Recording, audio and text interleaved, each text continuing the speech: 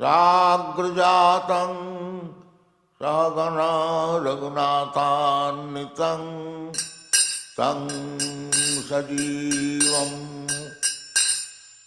साद्वैतं सावधूतं परिजनसहितं कृष्ण चैतन्य देवं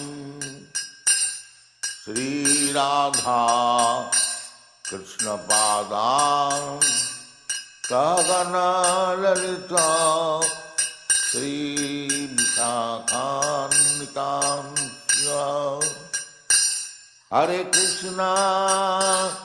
हरे कृष्णा कृष्ण कृष्ण हरे हरे हरे राम राम राम हरे हरे हरे कृष्णा कृष्ण कृष्णा हरे हरे हरे राम राम राम हरे हरे हरे कृष्णा कृष्ण कृष्ण हरे हरे हरे राम राम राम हरे हरे हरे कृष्णा कृष्ण कृष्णा हरे हरे हरे राम राम राम हरे हरे हरे कृष्णा कृष्ण कृष्ण हरे हरे हरे राम राम राम हरे हरे हरे कृष्णा कृष्ण कृष्णा हरे हरे हरे राम राम राम हरे हरे भज श्री कृष्ण चैतन्य प्रभु Nityanand Shri Advaita Gadadhar शिवासादि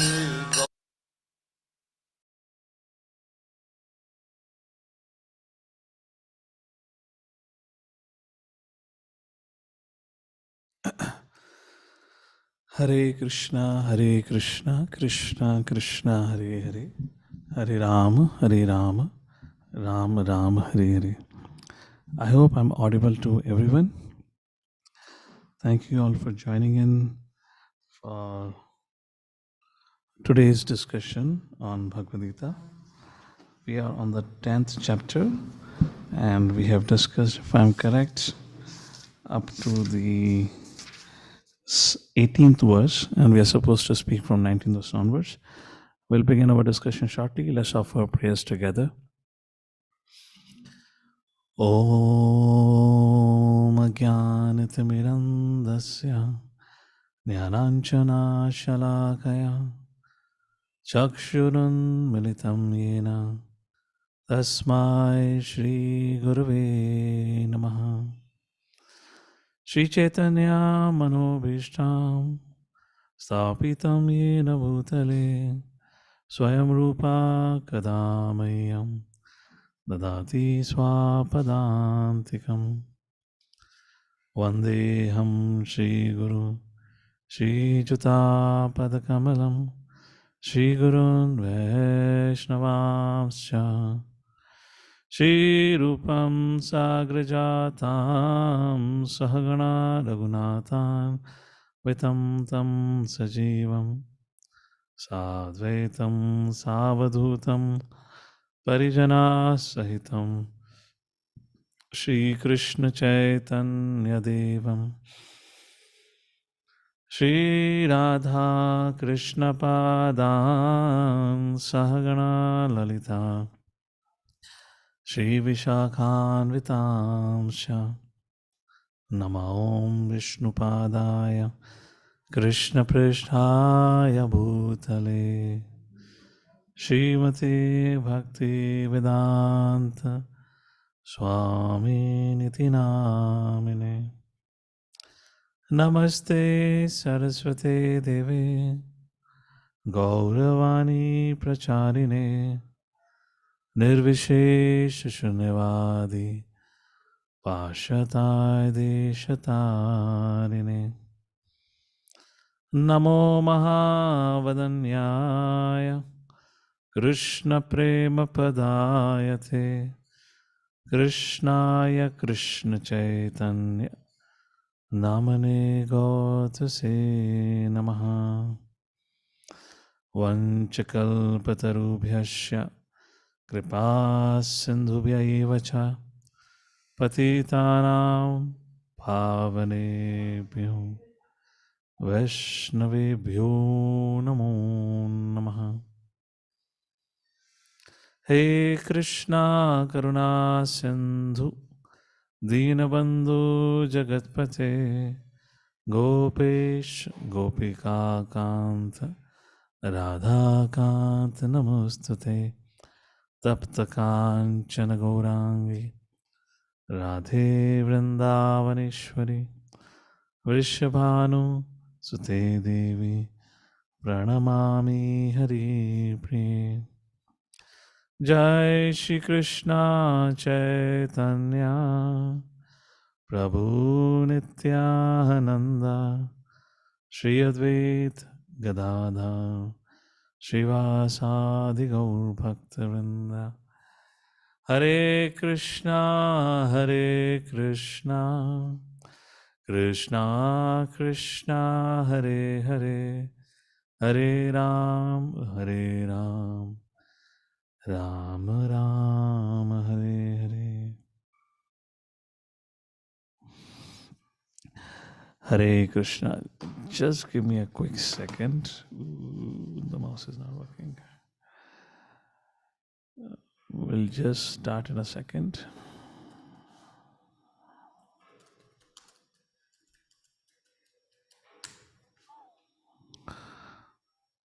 Yeah.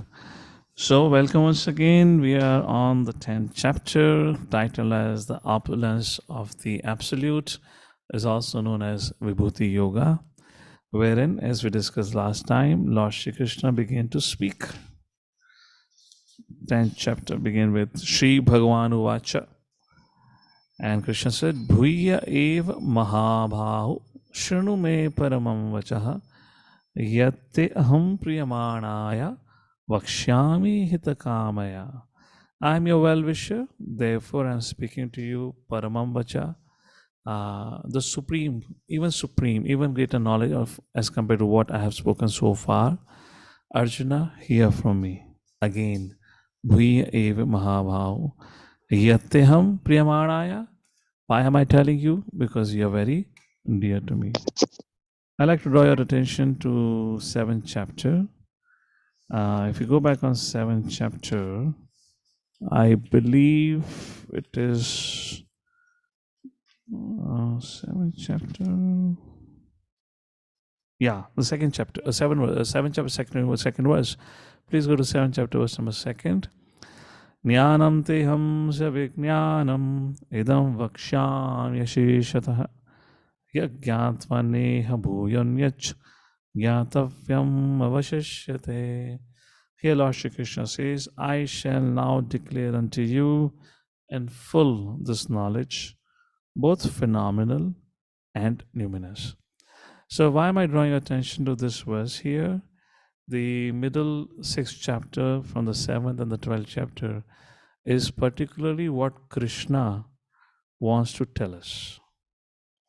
And this is where we have to pay attention, you'll see it's not much about Arjuna asking a question.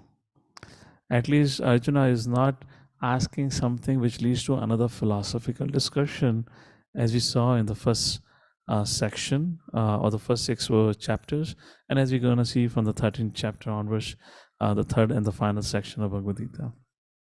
So here Krishna in this sixth chapter, if we cannot, we don't have time to study anything, at least if we can study the six chapters, we'll know what Krishna, all that is discussed entirety in this chapter, in this sixth chapter. So in 10th chapter, as we briefly discussed last time, the acronym is CSEE, source of everything. The first 7 verses talks about where Krishna tells Arjuna, Name vidu suragana prabhavam na maharshi hamadiri devana maharshinam cha sarvashaha.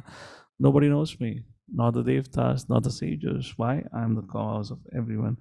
But how can you know me? Text number 3, Krishna says, only through bhakti.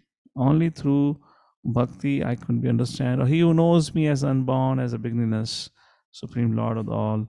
So like that, the series of verses goes up to the 7th verse, which is a very, very important verse, where Krishna says, Etam vibhutim yogam cha. Mama yoveti tatvata. Mama yoveti, who knows me in truth.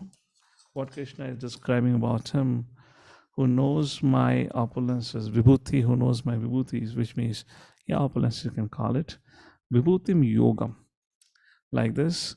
So, avikalpena yogena yunjate natra samshaya, like that. Of this, there is no doubt. Why? So avikalpena yogena, he engages in my devotional service without any deviation. Prabhupada writes in this purport, what we highlighted last time, people say God is great, they don't know how God is great. And these series of discussions, Krishna himself is talking about his vibhutis. Generally, people know that God is great, but they do not know in detail how God is great. That is what we discuss. And then the second section of 10th chapter begins from 8th verse to the 11th verse precisely, which is essence of Bhagavad Gita, which is also called as Chatushloki Bhagavad Gita, where the 10.8, Krishna summarizes the whole discussion by saying, Aham sarvasya prabhaho mataha sarvam prabhatate. I am the cause of everything. And that is Sambandha Gyan, which has been taught to us by Sri Chaitanya Mahaprabhu. Sambandha means to know what's our relationship with the Lord. Who is Lord? Who am I? Then how does a devotee act who knows about the greatness of the Lord? Text number 9 talks about Abhideya, how he engages in the devotion service. Machitta madgata prana bodhiyanta parasparam. So I believe we definitely reflected on this verse, the importance of coming together and discussing Krishna Katha, and how best and easy we can discuss Krishna Katha is to come together and read Prabhupada books. That's all. This is my humble opinion, I would say, and maybe I can take this right to say a suggestion to all, at least those who are connected to me, that we should have at least one forum on a daily basis, if not at least another forum where if at least few times in a week, best if it is a fixed time, when we come across along with devotees and get to do Machitta Gata Prana Bodhiyanta Parasparam, which means one is when we are really advanced, we can sit and share our realization, discuss, and get absorbed. Other is we have Srila Prabhupada books. They are nectar. They're beyond nectar. Take a book and start reading together. And if you want to share some realization, share realization as a practicing devotees, as our darkened eyes are opening with the torch of knowledge. We have many things to reflect and share. And like that, we can practice this Machita, Madgata, Prana, Bodhiyanta, Parasvaram. And then what happens? Tushyanti cha, ramanti cha. That's how we can stay aloof from distractions in this world. And finally, the prayojana, the result, Krishna bestows his mercy. Dami buddhi yogamtam. He gives the intelligence by which we can come to him. He gives the intelligence how to engage in his service and how to become steady. It all comes from Krishna. It is Krishna who gives them intelligence. I should better have a steady group for myself. That is called the Dami buddhi yogamtam. 11th verse. It is my causeless mercy, Krishna says, Aham ajnanajam tamaha, I destroy the ignorance.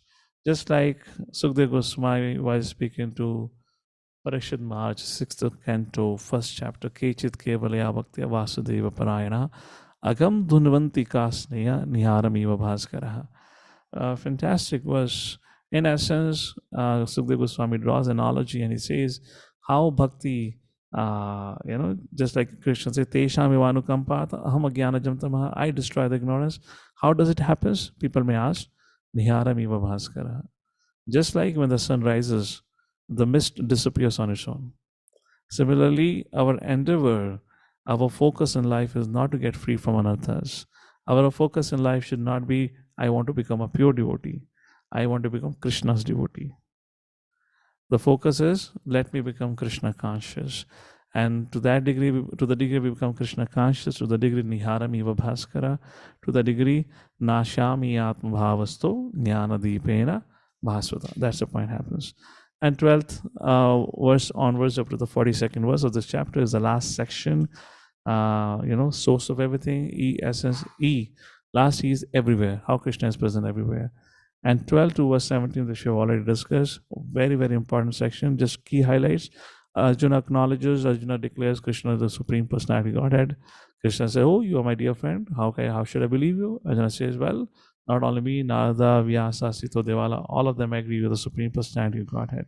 Then Arjuna says, text number 14, I accept you in full faith what you have said.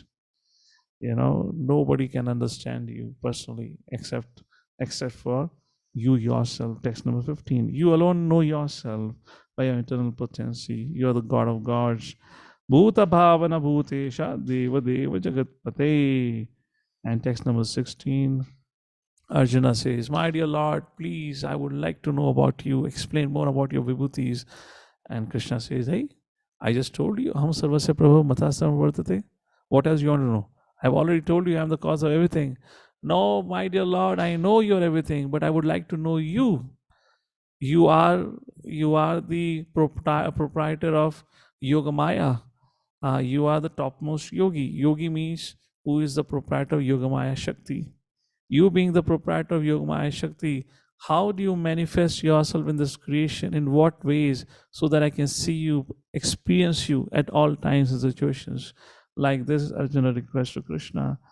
Text number 17, how can I always remember you, see you all around like that? And text number 18 says, my dear Lord, please describe in detail about your vibhutis. Krishna says, well, that's not possible. We don't have time for it. We are on the battlefield, Arjuna. Have you forgotten? Well, of course, Krishna didn't say like that. But just this is how Vishnu Jagata presents kind of a conversation happening between the lines between Arjuna and Krishna. Krishna said, oh, well, there's too much to speak about myself, actually. Too many. So I can tell you some important ones. So now what we're going to see, that's what we're going to start for today from the 19th verse, is where Lord Shri Krishna begins to speak about, the presentation that Krishna makes here while describing his opulences. He is everything in one sense. But because Arjuna asks, how can I know you, see you in everything and everywhere? So Krishna would give an example, and of the best of that, if you see, is that what I am? In other words, he is everything, but like that, he tries to give an example. In other words, if you see anywhere opulence, that's from me. If you see anywhere strength, that's from me. If you see beauty anywhere, that's from me. It's all coming from me. That's the point here. Let's begin our discussion now for text number 19. We can just go through Prabhupada's purports here for today's discussion, and a little bit whatever Acharyas and Prabhupada have discussed about some of this comparison, we can maybe a little bit highlight on that. All right, that's how we'll take a look at today. Text number 19, Shri Bhagavan Vacha, Hantate Kata Ishyami, Divya hi Atma Vibhutaya, Pradhanyatah Kurusheshta, Nasti Anto Vistarasyame. The Supreme Personality of Godhead said, yes, I will tell you of my splendorous manifestations, but only of those which are prominent. O Arjuna, for my opulence is limitless. So, purport. So, okay, maybe I can read the first purport and I can request devotees, if they are interested, they can volunteer, and then I can ask them to start reading. Purport.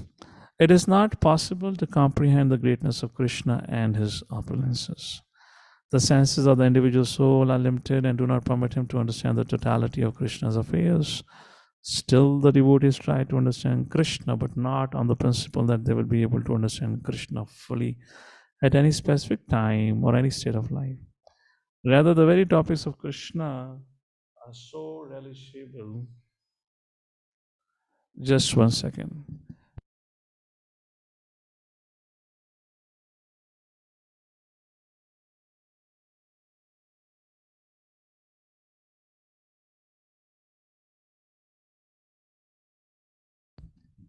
All right. I was just getting one call. Okay. The senses of the individual soul ho gaya. Still, the devotee try to understand Krishna, but not on the principle that they will be able to understand Krishna fully at any specific time or any state of life. Rather, the very topics of Krishna are so relishable that they appear to the devotees as nectar. Thus, the devotees enjoy them in discussing Krishna's opulences and his diverse energies. The pure devotees take transcendental pleasure. Therefore, they want to hear and discuss them. Krishna knows that living entities do not understand the extent of his opulences. He therefore agrees to state only the principal manifestations of his different energies. The word pradhan yataha, principle, is very important because we can understand only a few of the principal details of the Supreme Lord. For his features are unlimited, it is not possible to understand them all. And vibhuti, as used in this verse, refers to the opulences by which he controls the whole manifestation. In the Amara Kosha dictionary, it is stated that vibhuti indicates an exceptional opulence.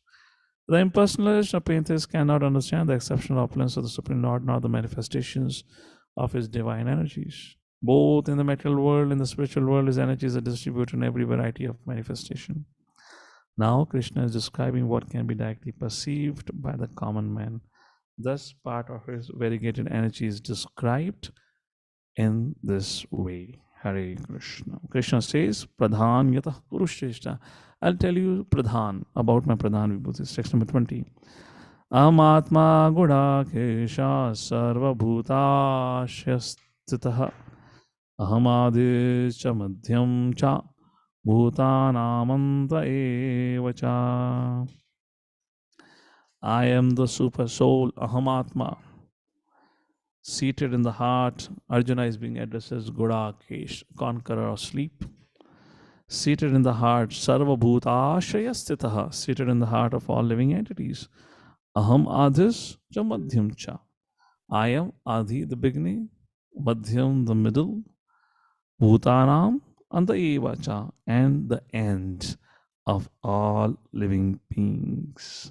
Prabhupada in the purport focuses on the qualification to understand Lord Shri Krishna. All right, Madan Sundar, your hand was up first. Please go ahead and read out the purport. Hare Krishna Prabhuji. In this verse, Arjuna is addressed as Gudakesha, which means one who has conquered the darkness of sleep. For those who are sleeping in the darkness of ignorance, it is not possible to understand how the Supreme Personality of Godhead manifests himself in various ways in the material and spiritual world. Thus, this address by Krishna to Arjuna is significant. Because Arjuna is above such darkness, the personality of Godhead agrees to describe his various opulences.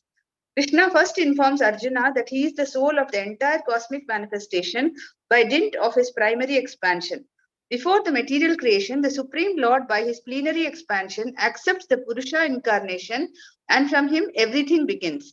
Therefore, he is Atma, the soul of Mahat Tattva, the universal elements. The total material energy is not the cause of the creation. Actually, the Mahavishnu enters the Mahat Tattva, the total material energy. He is the soul. When Mahavishnu enters into the manifested universes, he again manifests himself as the super soul in each and every entity. We have experienced that the personal body of the living entity exists due to the presence of the spiritual spark. Without existence of the spiritual spark, the body cannot develop. Similarly, the material manifestation cannot develop unless the Supreme Soul enters, Krishna enters. As stated in the Subala Upanishad, Prakriti Adi Sarva Bhutanar Yami Sarva Seshi Cha Narayana. The Supreme Personality of Godhead is existing as the Super Soul in all manifested universes.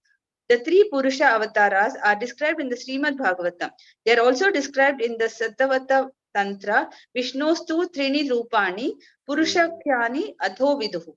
The Supreme Personality of Godhead manifests three features as Karnodakshaya Vishnu, Garbhodakshaya Vishnu, and Kshirodakshaya Vishnu in this material manifestation. The Mahavishnu or Karanodakshaya Vishnu is described in the Brahma Samhita, Ya Karanarva Jale Bhajati Sma Yoga Nidram. The Supreme Lord Krishna, the cause of all causes, lies down in the cosmic ocean as Mahavishnu. Therefore, the Supreme Personality of Godhead is the beginning of this universe, the maintainer of the universal manifestation, and the end of all energy. Hare Krishna. Hare Krishna. All right. So I am the super soul of everything. That's what Krishna says here. And Prabhupada concludes talking about the three Purusha avatars like that. Text number 21. Now Krishna says, Adityanam aham Vishnu. Among the 12 Adityas, I am the Vishnu. Jyotisam Raviram Shuman. Jyotisam of all the luminaries, I am the sun. Mariche Marutamasmi. Of the Maruts, I am the Marichi. And Nakshatranam Aham Shashi. And among the stars, I am the moon. Puppet. Mother Maidhani, please read.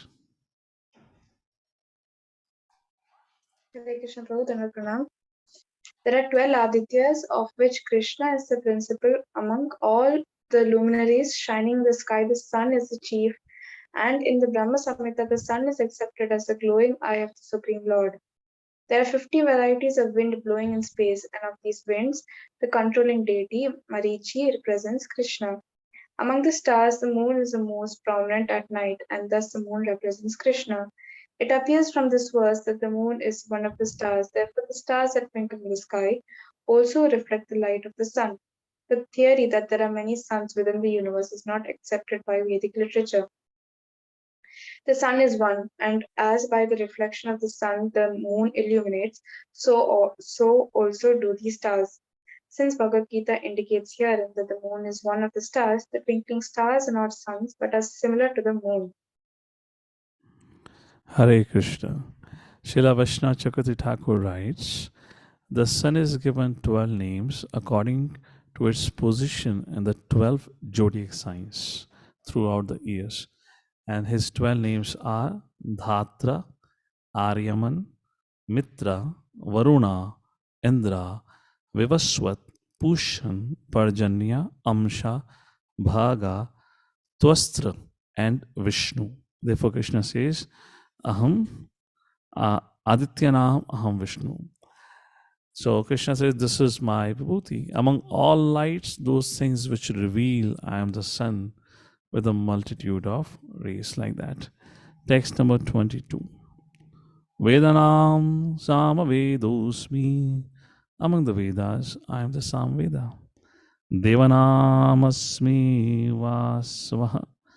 Among Devanam of all the demigods, among all the Devatas, Vasvaha, the heavenly king.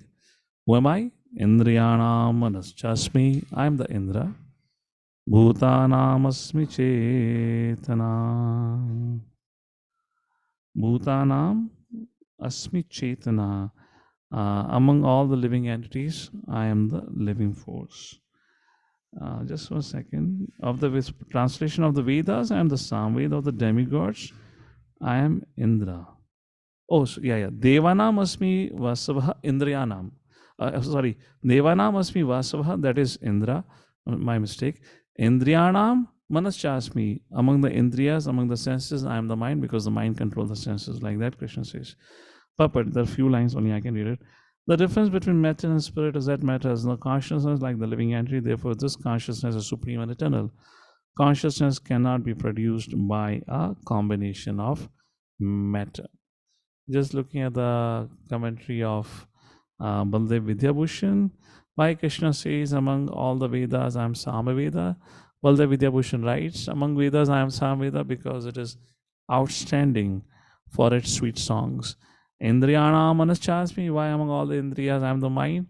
Among the senses, I'm the mind because mind inspires the other senses to act, and it is very difficult to control. Like that, Krishna is mentioning again.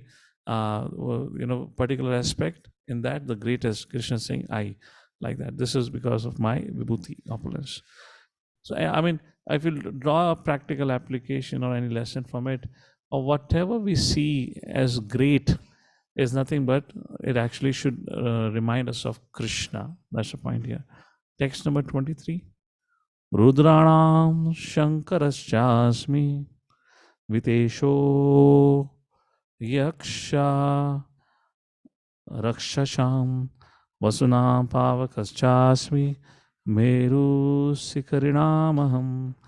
Among Rudras, I am Shankara. So this is one of the name of Rudra, Shankara. Vitesho Yaksha Rakshasham. Among the Yakshas and Rakshas, I am the Kuber, the treasurer of the Devatas. Vasuna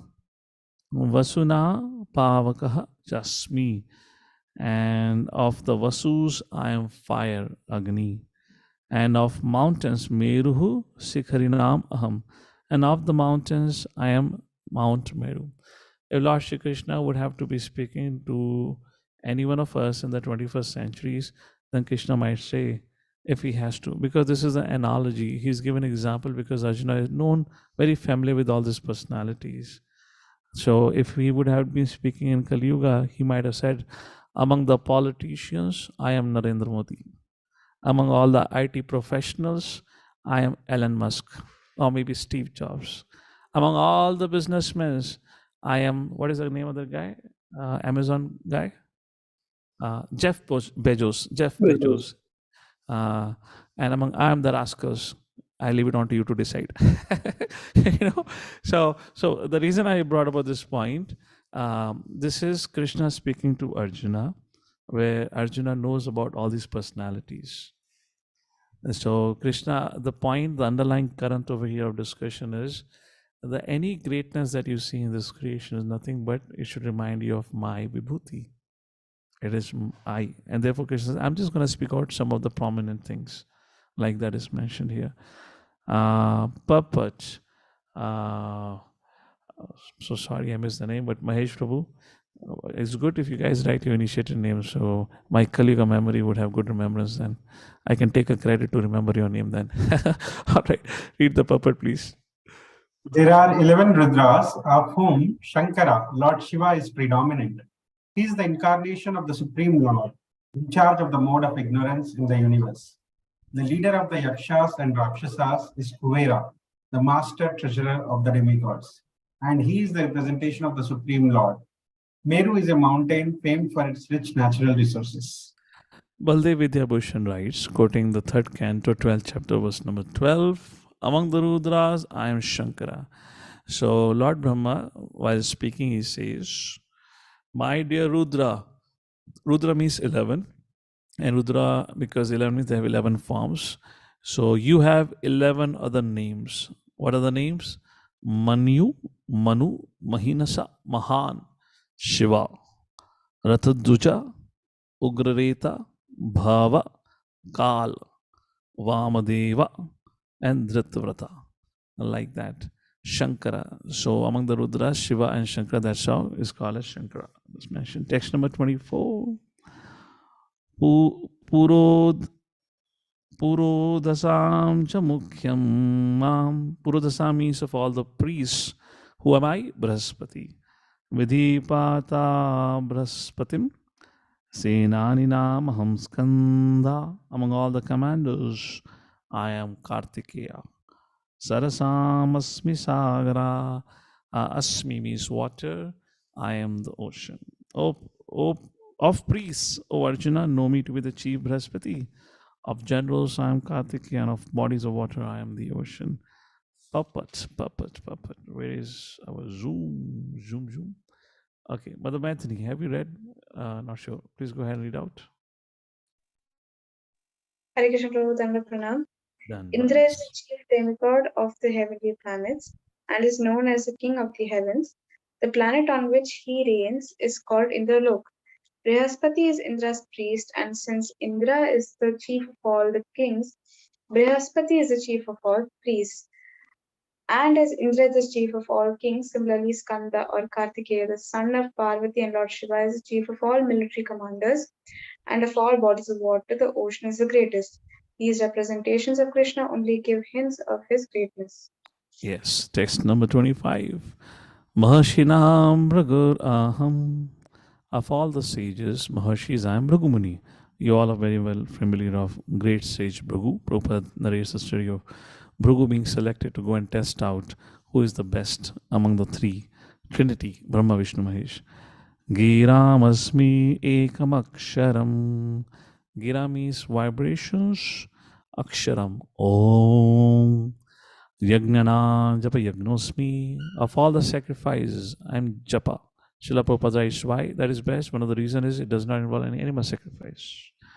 Stavaranam Himalaya. Stavaranam, which means situated, which does not move. Among all the situated things, like plants, trees, they're also situated. Among all the situated things, what is the greatest thing? Himalayas, like that. So, puppet. Let's read the puppet. Madharanjana, your hand is up. You can go and read out. Hare Krishna. Brahma, the first living creature within the universe, created several suns for the propagation of various kinds of species. Among these suns, Prabhu is the most powerful sage. Of all the transcendental vibrations, Omkara represents Krishna. Of all sacrifices, the chanting of Hare Krishna, Krishna Krishna, Hare Hare, Hare Ram, Ram Ram, Hare Hare, is the purest representation of Krishna. Sometimes animal sacrifices are recommended, but in the sacrifice of Hare Krishna, there is no question of violence. It is the simplest and the purest. Whatever is sublime in the world is a representation of Krishna. Therefore, the Himalayas, the greatest mountains in the world, also represent him. The mountain named Meru was mentioned in the previous verse, but Meru is sometimes movable, whereas Himalayas are never movable. Thus, the Himalayas are greater than Meru. Hare Krishna. Hare Krishna. Text number 26. Ashwatha sarva vrakshanam devashinam chanardaha gandharvanam chitrataha siddhanam kapilo manuhu. Of all trees I am the banyan tree of the sages of the demigods. I am Narada of the Gandharvas. I am Chitratha. Why? Because he sings very beautifully. And among perfected beings, I am the sage Kapila, the son of Kardama Muni, puppet. Man, where is my Zoom? Yeah. Mother Kishori Rani, go ahead. Oops, you got muted. Yes, please read. Hare Krishna. The banyan tree, Ashwatha, is one of the highest and most beautiful trees, and people in India often worship it as one of their daily morning rituals. Amongst the demigods, they also worship Narada, who is considered the greatest devotee in the universe. Thus, he is the representation of Krishna as a devotee. The Gandharva planet is filled with entities who sing beautifully, and among them, the best singer is Chitrartha. Amongst the perfect living entities, Kapila, the son of Devahuti, is a representative of Krishna. He is considered an incarnation of Krishna, and his philosophy is mentioned in the Srimad Bhagavatam. Later on, another Kapila became famous, but his philosophy was atheistic. Thus, there is a gulf of difference between them. Hare Krishna. Text number 27. Of horses, know me to be Uch Shravaha, produced during the churning of the ocean for nectar. Of lordly elephants, I am Eravat. Among men, I am the monarch. Puppet. Murli Mohan Prabhu, go ahead. Hare Krishna Prabhuji, Text number 27, Pranam. Done with. Yeah. The devotee demigods and the demons, Asuras, once took part in churning the sea. From this churning, nectar and poison were produced, and Lord Shiva drank the poison. From the nectar were produced many entities, of which there was a horse named Uchchaishrava. Another animal produced from the nectar was an elephant named Airavata. Because these two animals were produced from nectar, they have special significance and they are representatives of Krishna. Amongst the human beings, the king is the representative of Krishna because Krishna is the maintainer of the universe, and the kings who are appointed on account of their godly qualifications are maintainers of their kingdoms. Kings like Maharaja Yudhishthira, Maharaja Parikshit, and Lord Rama were all highly righteous kings who always thought of the citizens' welfare. In Vedic literature, the king is considered to be the representative of God.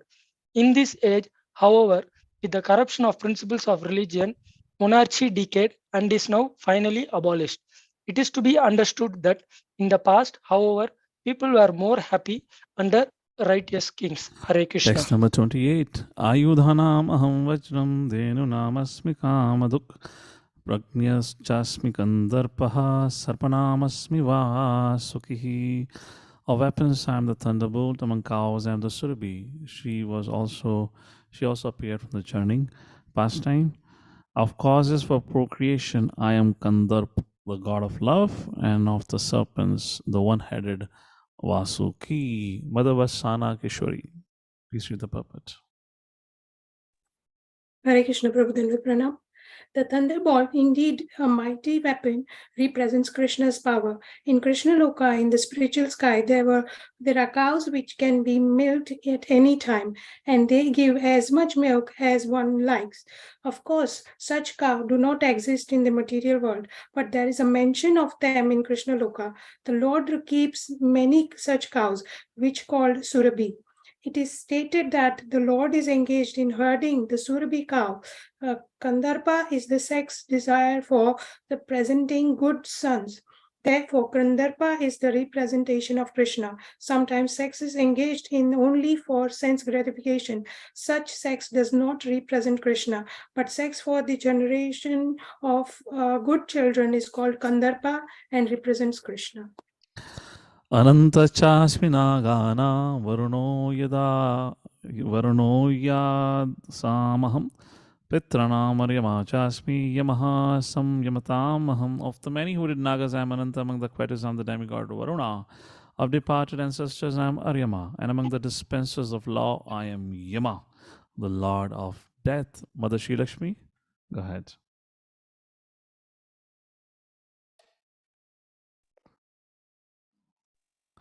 Yes, go ahead.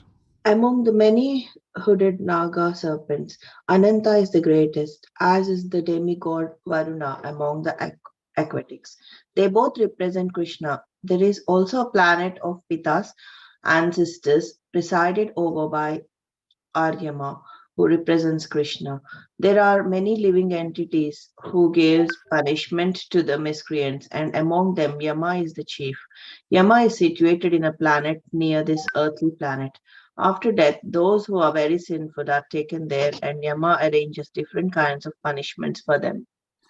Text number 30. Prahladachasmi Daityanam Kala Kalyatamaham Mraganam cha Mrgendroham Vainatyascha Pakshinam. Among the Daitya demons, I am the devoted Prahlad. Among subduers of time, among subduers, I am time. Among beasts, I am the lion. And among birds, I am Garuda. Rishikesh Prabhu, go ahead.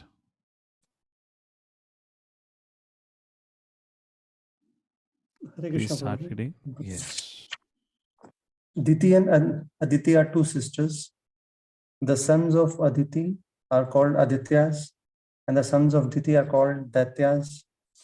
All the Adityas are devotees of the Lord, and all the Daityas are atheistic. Although Prahlad was born in the family of the Daityas, he was a great devotee. Because of his devotional service and godly nature, he is considered to be a representative of Krishna. There are many subduing principles, but time wears down all things in the material universe and so represents Krishna. Of the many animals, the lion is the most powerful and ferocious, and of the million varieties of birds, Garuda and the bearer of Lord Vishnu is the greatest. Hare Krishna. Text number 31.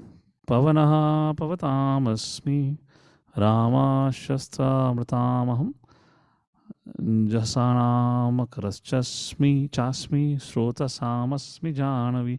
Of purifiers from the wind, of the wielders of weapon, I am Rama, which is Pashuram here. Of fishes, I am the shark, and of flowing rivers, I am the Ganges. Puppet of all the aquatics, the shark is one of the biggest and certainly the most dangerous to men. Thus, the shark represents Krishna. Text number 32. Of all creations, I am the beginning and the end, and also the middle, O Arjuna.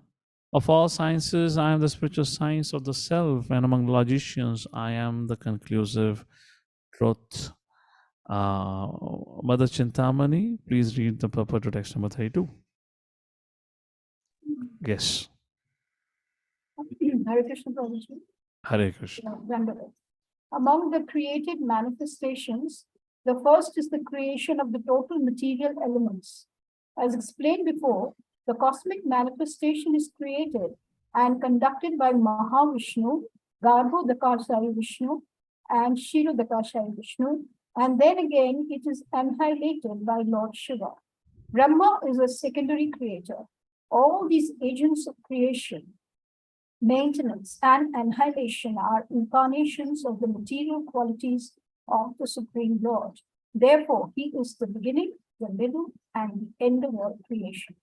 For advanced education, there are various kinds of books of knowledge, such as the four Vedas, their 6 supplements, the Vedanta Sutra, books of logic, books of religiosity, and the Puranas.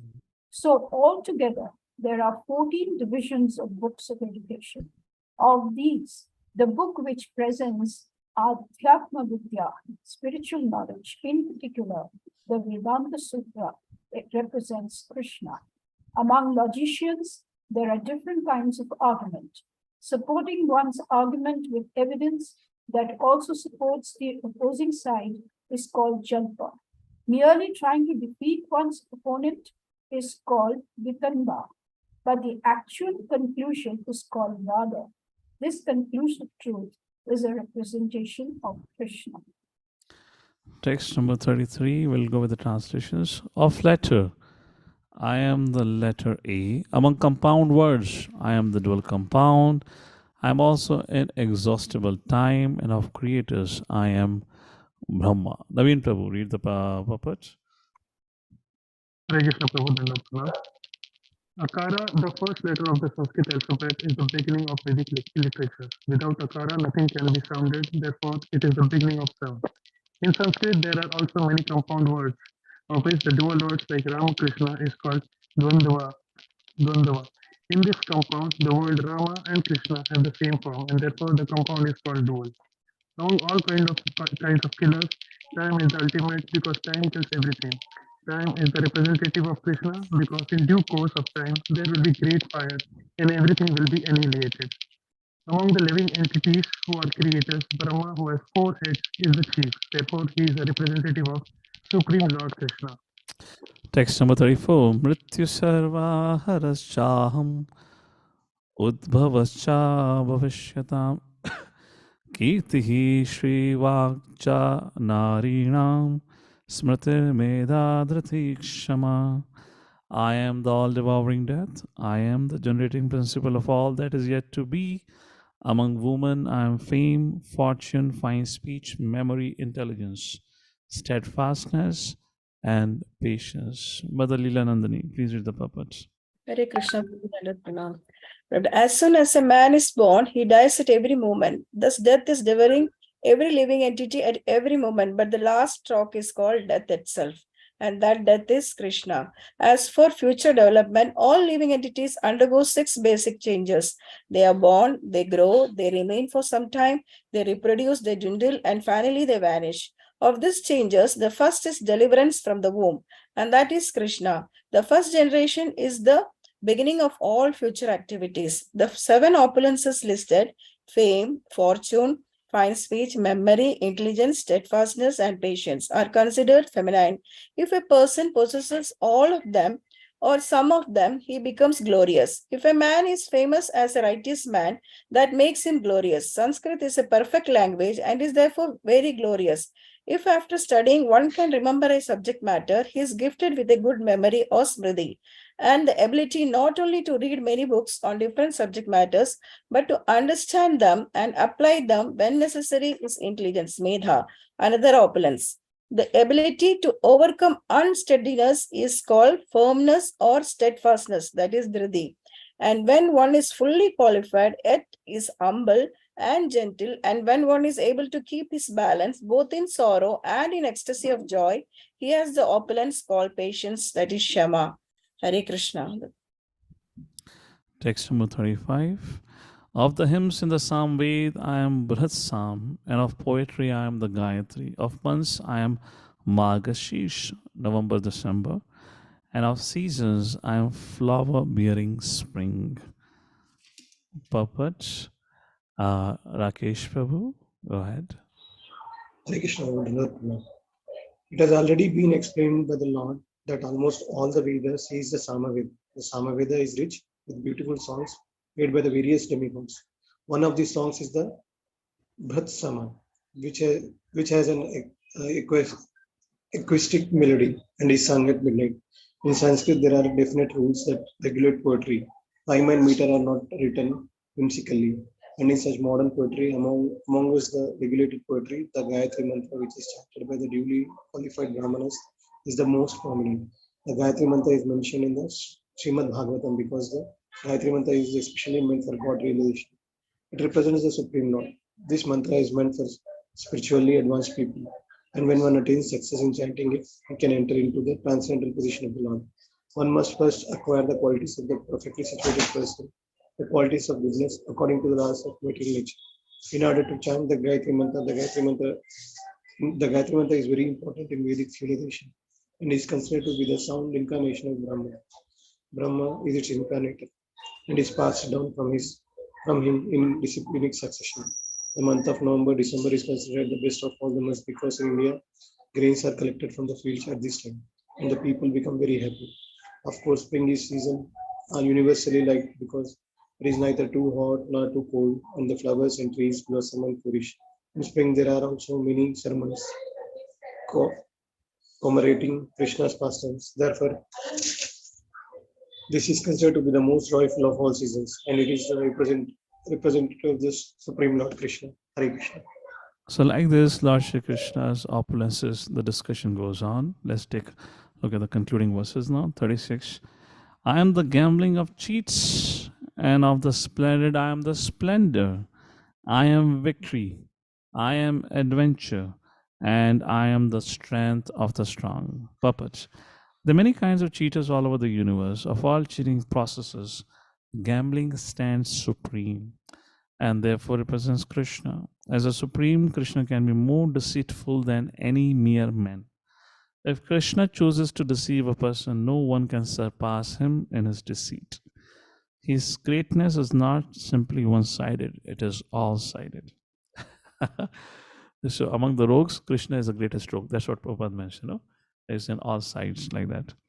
Among the victorious, he is victory. He is the splendor of the splendid. Among the enterprising and industrious, he is the most enterprising, the most industrious. Among adventurers, he is the most adventurous. Among the strong, he is the strongest. When Krishna was present on earth, no one could surpass him in strength. Even in his childhood, he lifted Govardhan hill. No one can surpass him in cheating. No one can surpass him in splendor. No one can surpass him in victory. No one can surpass him in enterprise. And no one can surpass him in strength. Text number 37. Vrishina Vasudevasmi Pandavanam Dhananjaya Muninam api ham Vyasaha Kavinamushana Kavihi. Of the descendants of Vishnu, I am Vasudev. Of the Pandavas, I am Arjuna. Of the sages, I am Vyasa. And among great thinkers, I am Ushana, which means Shukracharya. That's another name. Puppet, Bhagavati Karuna Mataji. Go ahead.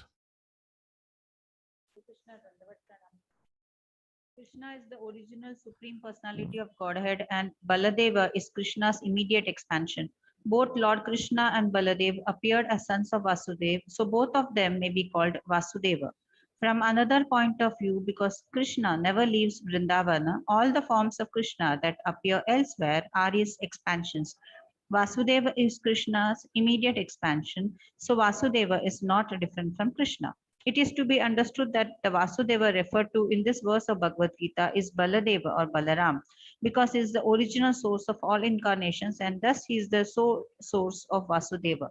The immediate expansions of the Lord are called Swamsa, personal expansions, and there are also expansions called Vibhinamsa, separated expansions. Amongst the sons of Pandu, Arjuna is famous as Dhananjaya. He is the best of men and therefore represents Krishna. Among the Munis or learned men conversant in Vedic knowledge, Vyasa is the greatest because he explained Vedic knowledge in many different ways for the understanding of the common mass of people in this age of Kali. And Vyasa is also known as an incarnation of Krishna. Therefore, Vyasa also represents Krishna. Kavis are those who are capable of thinking thoroughly on any subject matter.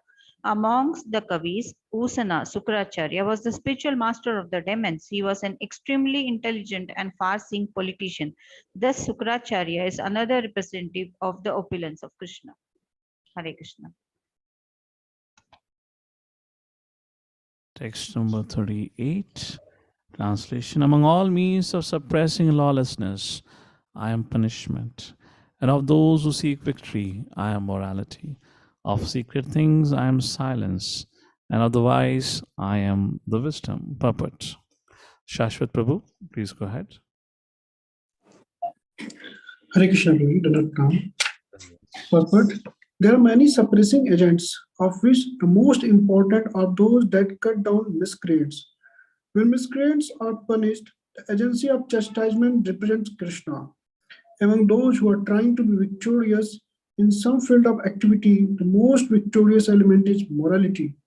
Among the confidential activities of hearing, thinking, and meditating, silence is most important because by silence one can make progress very quickly. The wise man is he who can discriminate between matter and spirit, between God's superior and inferior nature. Such knowledge is Krishna himself. Text number 39. Furthermore, O Arjuna, I am the generating seed. Yachapi sarva bhutanam bijam tat aham Arjuna. Na tat asti vinayasyan maya bhutam characharam. There is no being, moving or non-moving, that can exist without me. Everything has a cause, and the cause or seed of manifestation is Krishna. Without Krishna's energy, nothing can exist. Therefore, he is called omnipotent.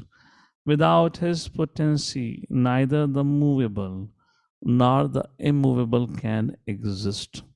Whatever existence is not founded on the energy of Krishna is called Maya, that which is not. We have been reading for a while. Just for a second, let's a little bit reflect on what this all means. Give me a quick second.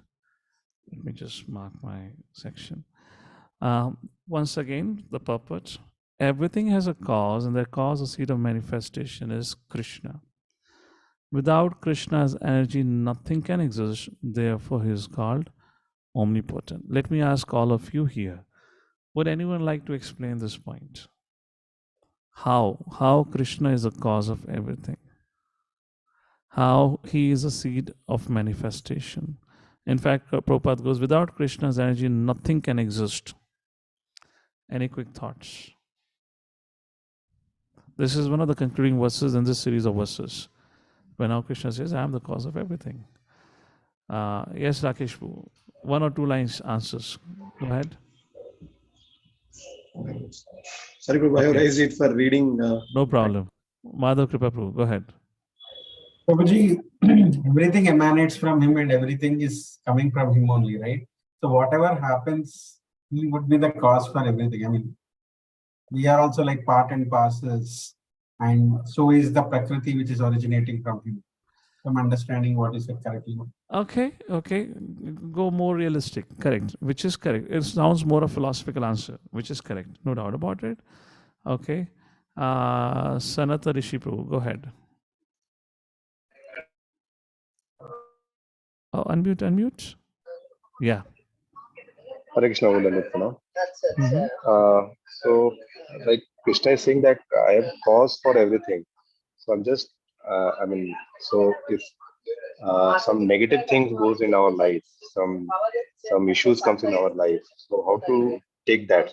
I mean, as a philosophy, shall we say that there's a cause? I mean, Krishna is also cause for this, so that we understand or we realign our life in a way that makes our path much more futile to, or much more feasible to go towards Krishna.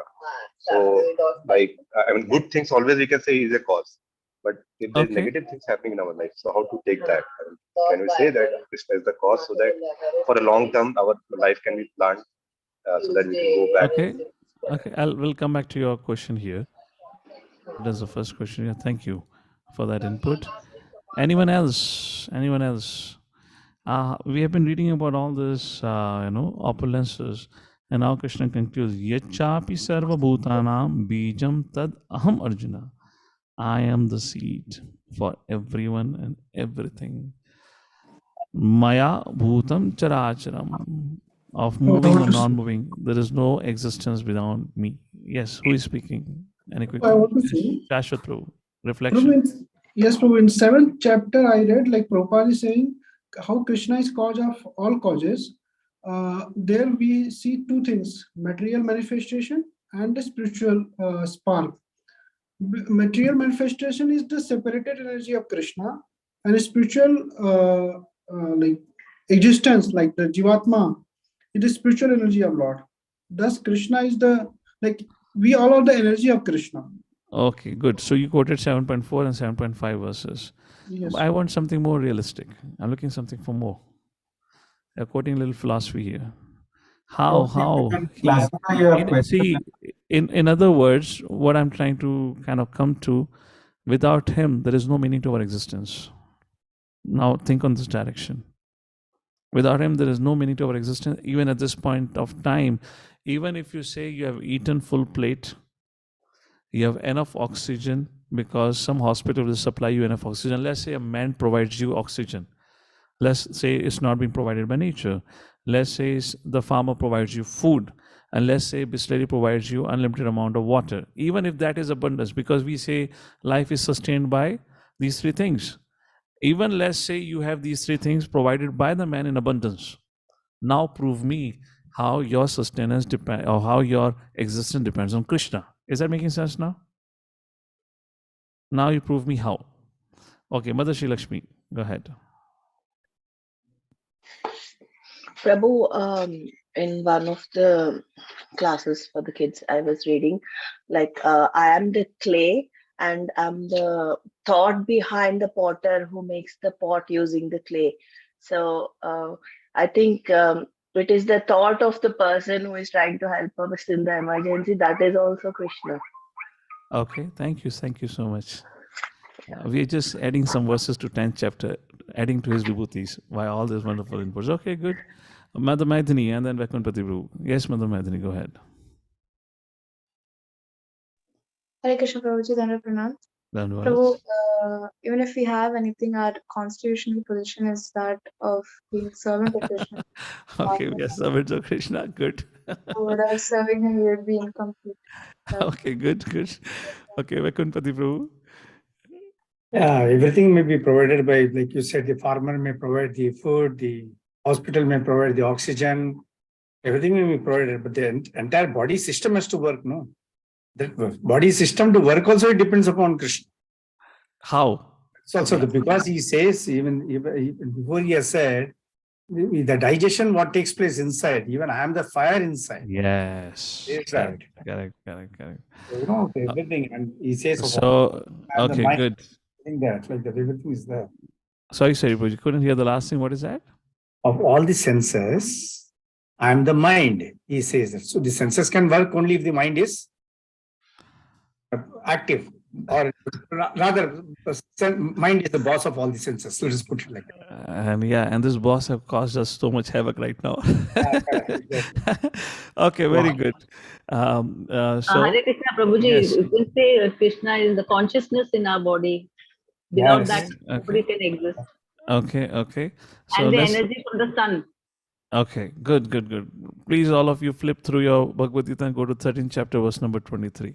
And please recite along with me. Upadrashta numanta cha Bharta Bhokta Mahaishwaraha Paramatmeti Chapi Yukto Dehe Asmin Purushaha Paraha Upadrashta, Drashti, to see, Upadrashta, the oversee. So Krishna does not say he's only overseeing Upadrashta, but he also says Anumanta. So this is a part of my discussion that I do it in a mind management series, where this is the foundation verse of this whole 5 topics that we covered in there. And this whole thing is based on a French scientist by the name of D. Socrates, who had created a science problem by the name of body-mind relationship. How does the body and mind interact? According to modern science, mind is spiritual and body is matter. Long story short, in essence, just like our heart is beating. How? Who is managing that? We have no control on it. Now the lungs are oxygenating, the livers are filtering. According to modern science, we only have, thankfully, although we claim to be the control of the body, according to science, we have less than 5% control on the activities of our body. 95% of the activities of the body are autonomous. The science call is autonomous. I say Upadrashta Anumantaja because Krishna says Anumanta. And what Krishna is indicating to, I am Paramatma. This whole set of verses in 13.23, the series of verses is where Krishna says, I am as Paramatma residing in the heart of every living entity. So it is because of the presence of the Lord, because He is there. So therefore it is mentioned, before the Jivatma leaves, it is Super Soul leaves. Before the Jivatma leaves the body, it is a Super Soul leaves. And then Jivatma leaves. So because the Lord present within us, therefore we are able to function. As in the end, some of the devotees mentioned, Vaikuntha was saying about, I am the fire of digestion, etc., etc. Yes, this is another way of looking at it. So these are the verses in Bhagavad Gita itself where Krishna speaks about it. How I am within you, without you providing food, water, oxygen. Within you, I am making a facility for its filtration, oxidation, digestion, etc. This is how Krishna is the source and the cause of our existence. Without him, no meaning. Coming to the concluding verses, text number 40. Nantosti mama divyanam vibhutinam parantapaha esha tu deshatah prokto vibhute vistaro maya. Almighty conqueror of enemies, there is no end to my divine manifestation. What I have spoken to you is but a mere indication of my infinite opulences. But as stated in the Vedic literatures, all the opulences and energies of the Supreme are understood in various ways. There is no limit to such opulences. Therefore, not all the opulences and energies can be explained. Simply a few examples are being described to Arjuna to pacify his inquisitiveness. Text number 41. Yad yad vibhutimasattvam Srimad Urjitam evava Tattat evavagachatvam mamatejam sasambhavam. Know that all opulent, beautiful, and glorious creations spring from but a spark of my splendor. But any glorious or beautiful existence should be understood to be but a fragmental manifestation of Krishna's opulence, whether it be in the spiritual or material world. Anything extraordinarily opulent should be considered to represent Krishna's opulence. And the concluding verse for this 10th chapter, text number 42. Athava bahunaitena kim nyatena tavarjuna vistabhyaham vidam krishnam ekam shena sito jagad.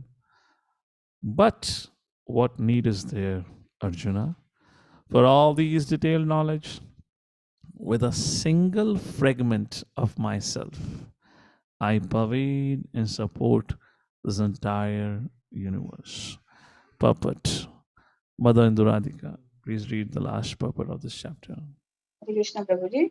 The Supreme Lord is represented throughout the entire material universes by his entering into all things as the Super Soul. The Lord here tells Arjuna that there is no point in understanding how things exist in their separate opulence and grandeur. He should know that all things are existing due to Krishna's entering them as Super Soul. From Brahma, the gigantic entity, on down to the smallest ant, all are existing because the Lord has entered each and all and is sustaining them. There is a mission that regularly propounds that worship of any demigod will lead one to the Supreme Personality of Godhead or the supreme goal. But worship of demigods is thoroughly discouraged herein because even the greatest demigods like Brahma and Shiva represent only part of the opulence of the Supreme Lord. He is the origin of everyone born, and no one is greater than him.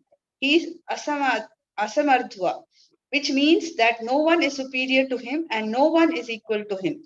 In the Padma Purana, it is said that one who considers the Supreme Lord Krishna in the same category with demigods, be they even Brahma or Shiva, because becomes at once an atheist.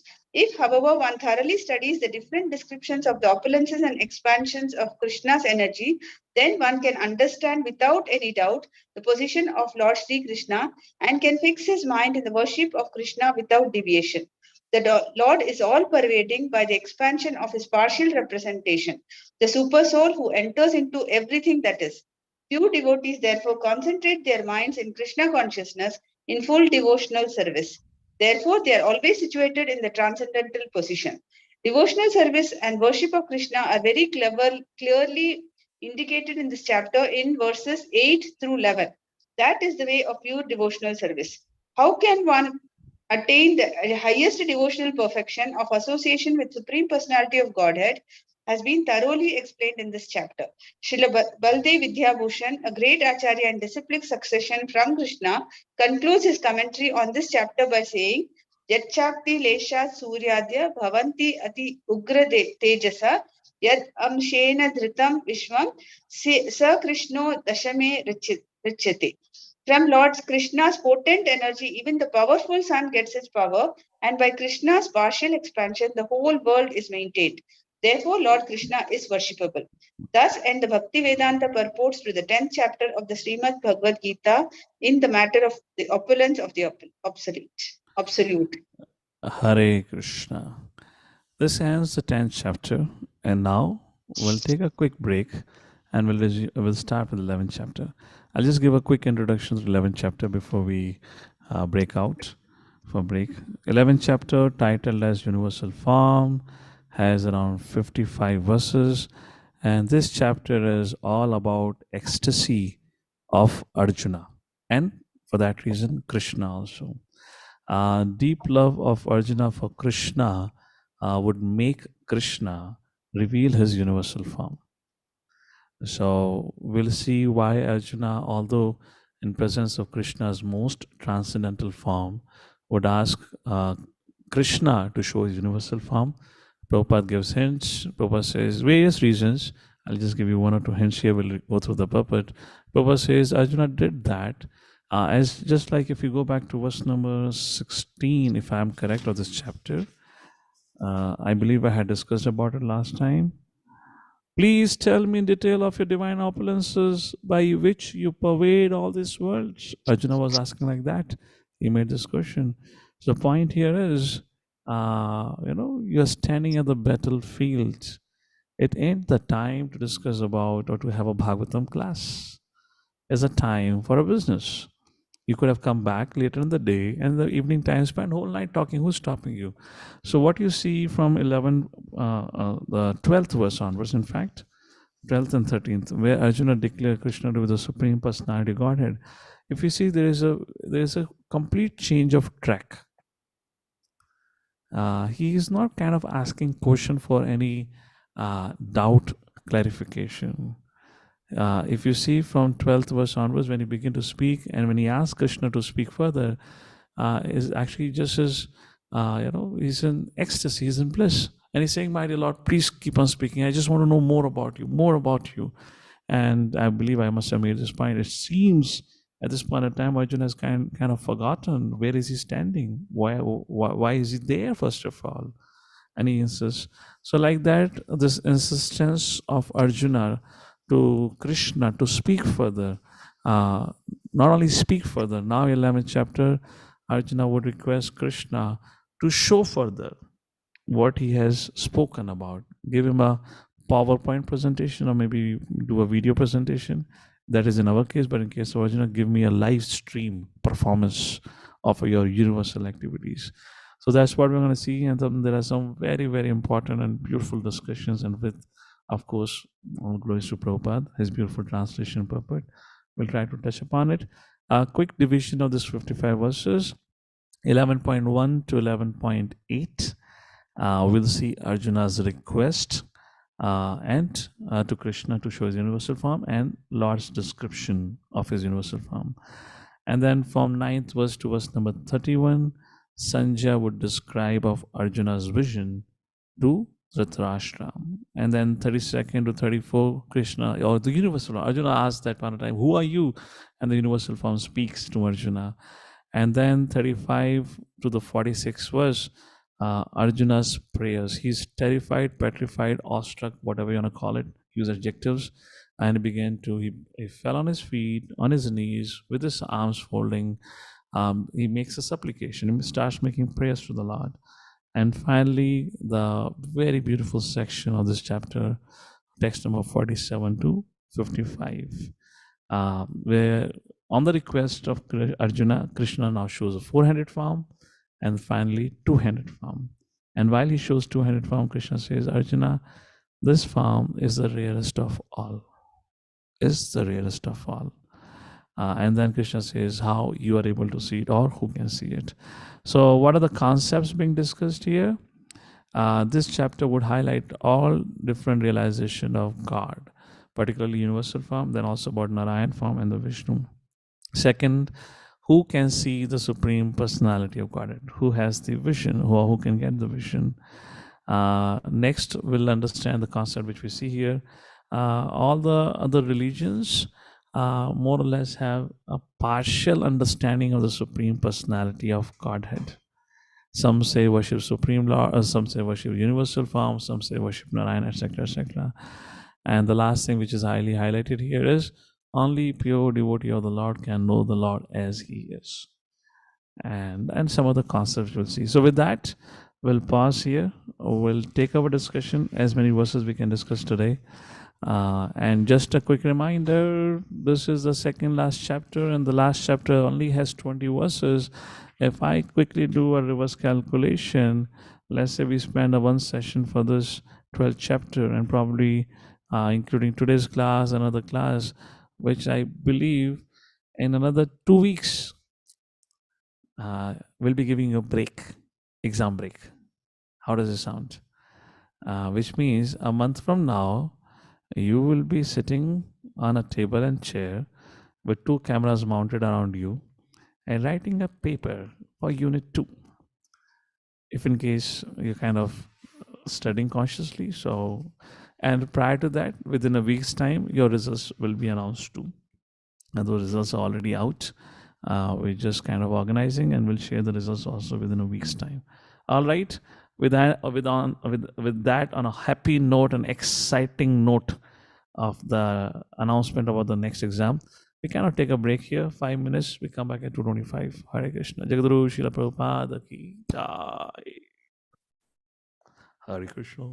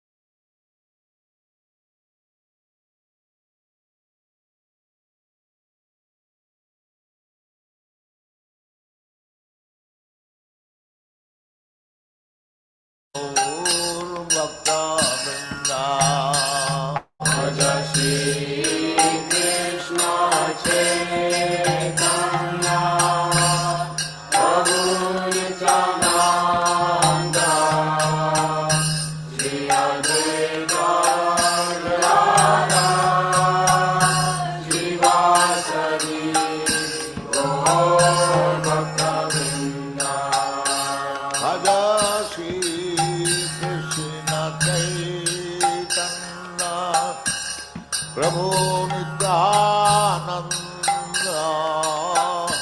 Shri Advaita Gadadhar, Srivasadi Gaur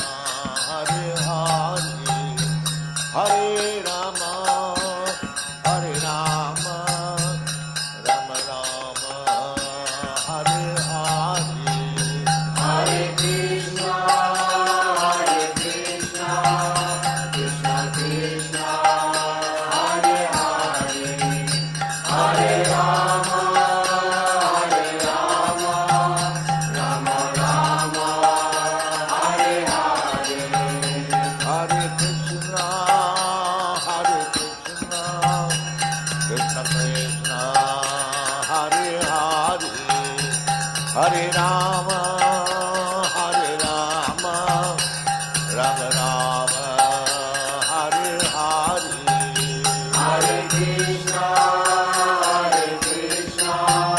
Krishna Krishna, Hare Hare, Hare Rama, Rama Rama, Hare Hare, Hare Krishna, Krishna Krishna, Hare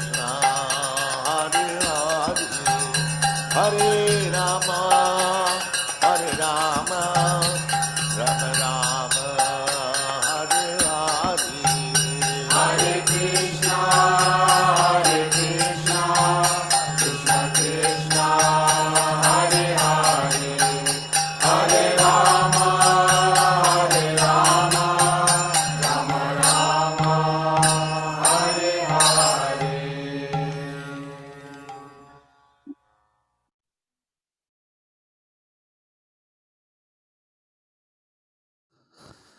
Hare Krishna, Krishna Krishna, Hare Hare, Hare Ram, Ram Ram, Hare Hare.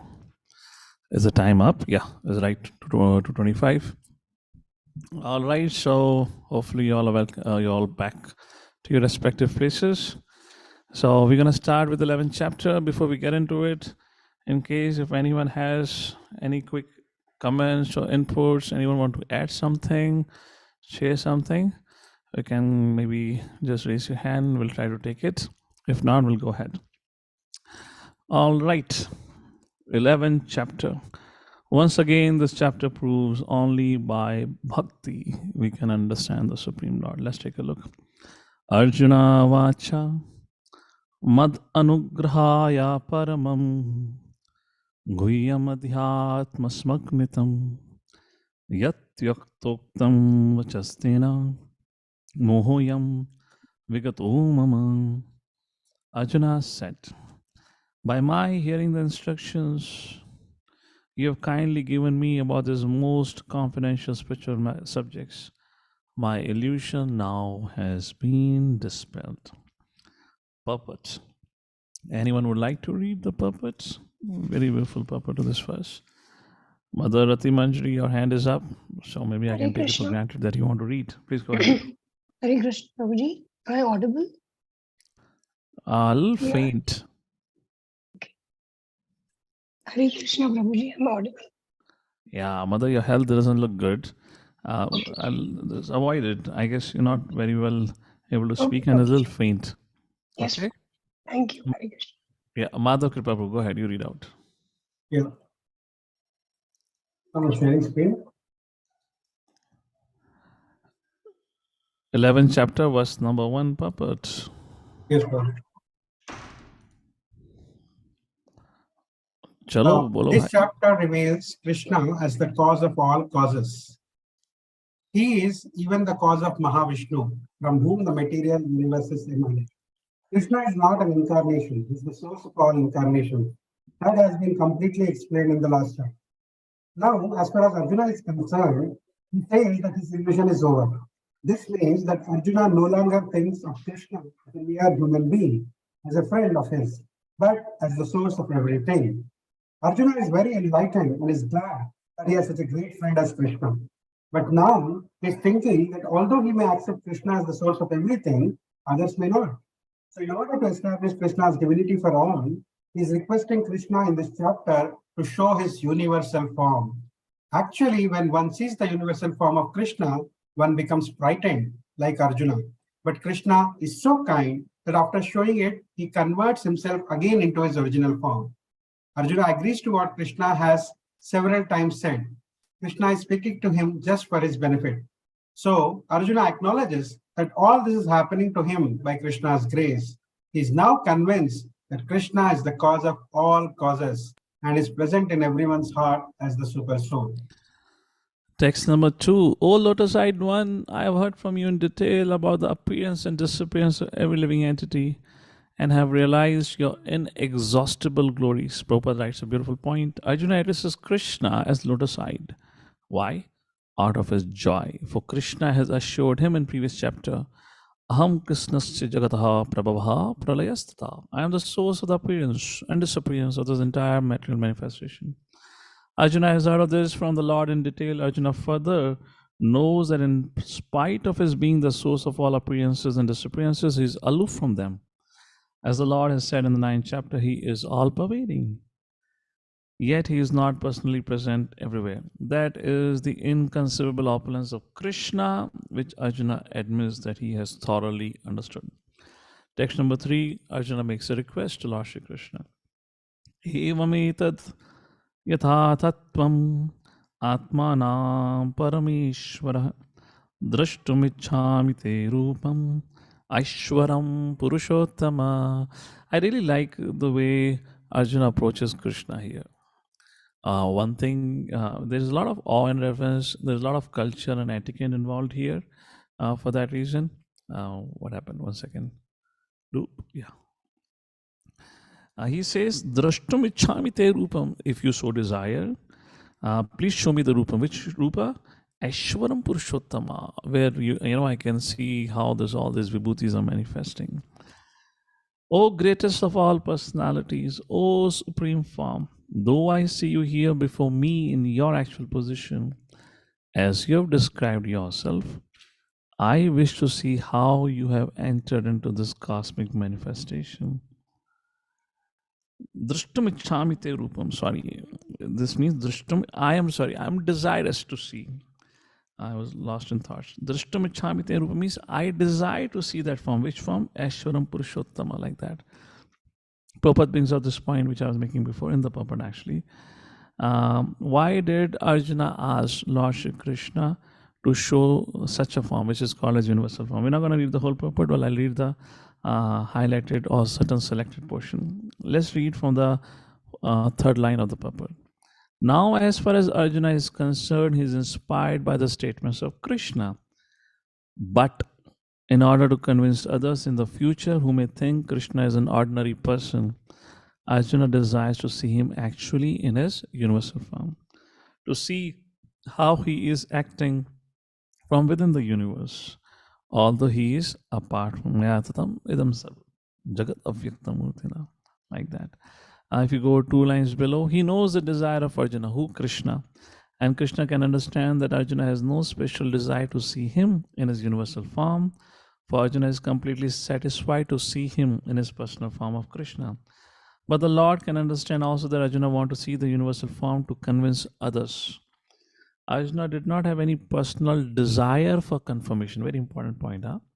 He did not need any confirmation. Otherwise, what is the meaning of he saying the text number 12, Param Brahma, Param Dhama, Pavitram, Idamuttamam, like that Krishna saying, Prabhupada is saying, no, he didn't need any confirmation. Krishna understands that Arjuna want to see the universal form to set a criteria, another reason. For in the future, there would be so many impostors who would pose themselves as incarnations of God. The people therefore should be careful. One who claims to be Krishna should be prepared to show his universal form to confirm his claim to the people. And text number 4, he put forward a request. And this is the verse actually, I spoke about it before. He says, Manyase yati tat shakyam maya drashtam niti Prabhu. If you think shakya means I'm qualified, if I'm able to, maya drashtam, to be able to see this, Yogeshwara tato me tvam, O Yogeshwara, O Lord of all mercy power, unto me, Drashyatmanam avvayam, you may kindly exhibit your this incredible form. If you think that I'm able to behold your cosmic form, O Lord, O Master of all mystic power, then kindly show me that unlimited universal self. Reading the last 6 lines of the purport. The word Yogeshwara is very significant here because the Lord has inconceivable power, which we have seen in the previous chapters. Let's say 10th chapter, we saw the Vibhutis. If he likes, he can reveal himself by his grace, although he is unlimited. Therefore, Arjuna pleads for the inconceivable grace of Krishna. He does not give Krishna orders. Very important point. He does not give Krishna orders. Krishna is not obliged to reveal himself unless one surrenders fully in Krishna consciousness and engages in devotional service. Thus, it is not possible for persons who depend on the strength of their mental speculations to see Krishna. And now, Lord Shri Krishna responds to Arjuna's prayers, and Krishna says, text number 5, Shri Bhagavan Vacha, Pashya me partha rupani, Shatashovata sahasrashaha, Nana vidhani divyani, Nana Nana varna kritini cha. The Supreme Personality of Godhead said, my dear Arjuna, O son of Pratha, see now my opulences. Hundreds of thousands of very divine and multicolored forms. If this was an offline session, probably wasn't going on the YouTube, then I would have played the clipping from the Mahabharata serial where Krishna standing on the chariot took that whole form. If I have to do it now, then unless my channel will get a red flag for copyright issue. So you can watch it leisurely separately, just to get a visual effect of how that happened. It's a very fantastic scene while you're reading this chapter. You get to see that whole Virat Roop form that happens. And it's just like, in a few minutes, you get the whole summary of it. I'll maybe send you the link. You can all watch it leisurely, that whole thing. We can probably read it right now. So text number 5, and Krishna said, okay, Arjuna, see my opulences, hundreds and thousands of very divine and multicolored forms. Puppets. Murli Mohan Prabhu, go ahead, read the puppet for text number 5. Hare Krishna Prabhu, Dandavat Pranam. Arjuna wanted to see Krishna in his universal form, which, although a transcendental form, is just manifested for the cosmic manifestation and is therefore subject to the temporary time of this material nature. As the material nature is manifested and not manifested, similarly, this universal form of Krishna is manifested and non-manifested. It is not eternally situated in the spiritual sky like Krishna's other forms. As far as a devotee is concerned, he is not eager to see the universal form. But because Arjuna wanted to see Krishna in this way, Krishna reveals this form. This universal form is not possible to see by any ordinary man. Krishna must give one the power to see it. Hare Krishna. So devotee is not eager to see that. This is a temporary form. This is another point that Prabhupada mentions in the Prabhupada. Text number 6. Pashyadityan vasunrudran ashwino marutas bahuni adrashta purvani pashya asharyani bharata. O best of the Bharatas, see here the different manifestations of Adityas, Vasus, Rudras, Ashwini Kumaras, and all the other demigods. Behold the many wonderful things which no one has ever seen or heard before. Puppet. Even though Arjuna was a personal friend of Krishna and the most advanced or learned man, it was still not possible for him to know everything about Krishna. Text number 7. Ekastham jagat krishnam pasyadyasa characharam mamadi gudakesha yacha anya drashtamichasi. O Arjuna, whatever you wish to see, behold at once in this body of mine. The universal form can show you whatever you now desire to see and whatever you may want to see in the future. Everything moving and non-moving is here completely in one place. Anadi Anshuman Puri the Vapat. Hare Krishna, Prabhu Dhanottam. No one can see the entire universe while sitting in one place. Even the most advanced scientists cannot see what is going on in other parts of the universe. But a devotee like Arjuna can see everything that exists in any part of the universe. Krishna gives him the power to see anything he wants to see, past, present, and future. Thus, by the mercy of Krishna, Arjuna is able to see everything. Text number 8, where Krishna bestows him the power to see the universal form. The question comes, if Krishna's two-handed form is greater than the universal form, if Arjuna is already seeing the highest, why does he still need to see the ability to see the inferior form? There are different understanding, but one way is looking at it, Premanjana Charita Bhakti Vilochanena. The eyes of the devotees are always anointed with love, which means they cannot see anything but Krishna. And for them to see anything else, we have already discussed in the conclusion 10th chapter, Krishna is the existence. Krishna is the source of existence. For us to have ability even to perceive Maya, that comes from Krishna. So similarly, now Krishna gives Arjuna the ability to see the universal form. Who? To that devotee, Premanjana Charita Bhakti Vilochanina, his eyes being anointed with pure love of God and elbows. Text number 8. Natuma shakya drustum anivasa chakshusha divyam dadami te chakshuhu pashyame yogameshwaram. But you cannot see me with your present eyes. Therefore I give you divine eyes. Behold my mystic opulence. Text number 9.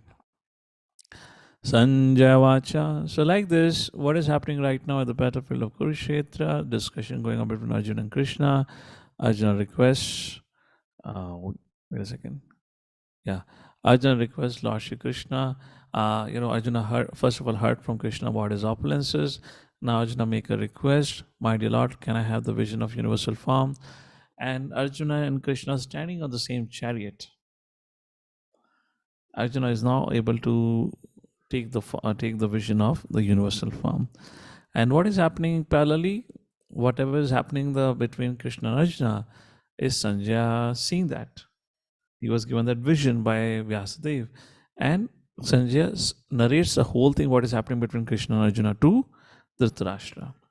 So Krishna has said, Arjuna, see my universal form. Great.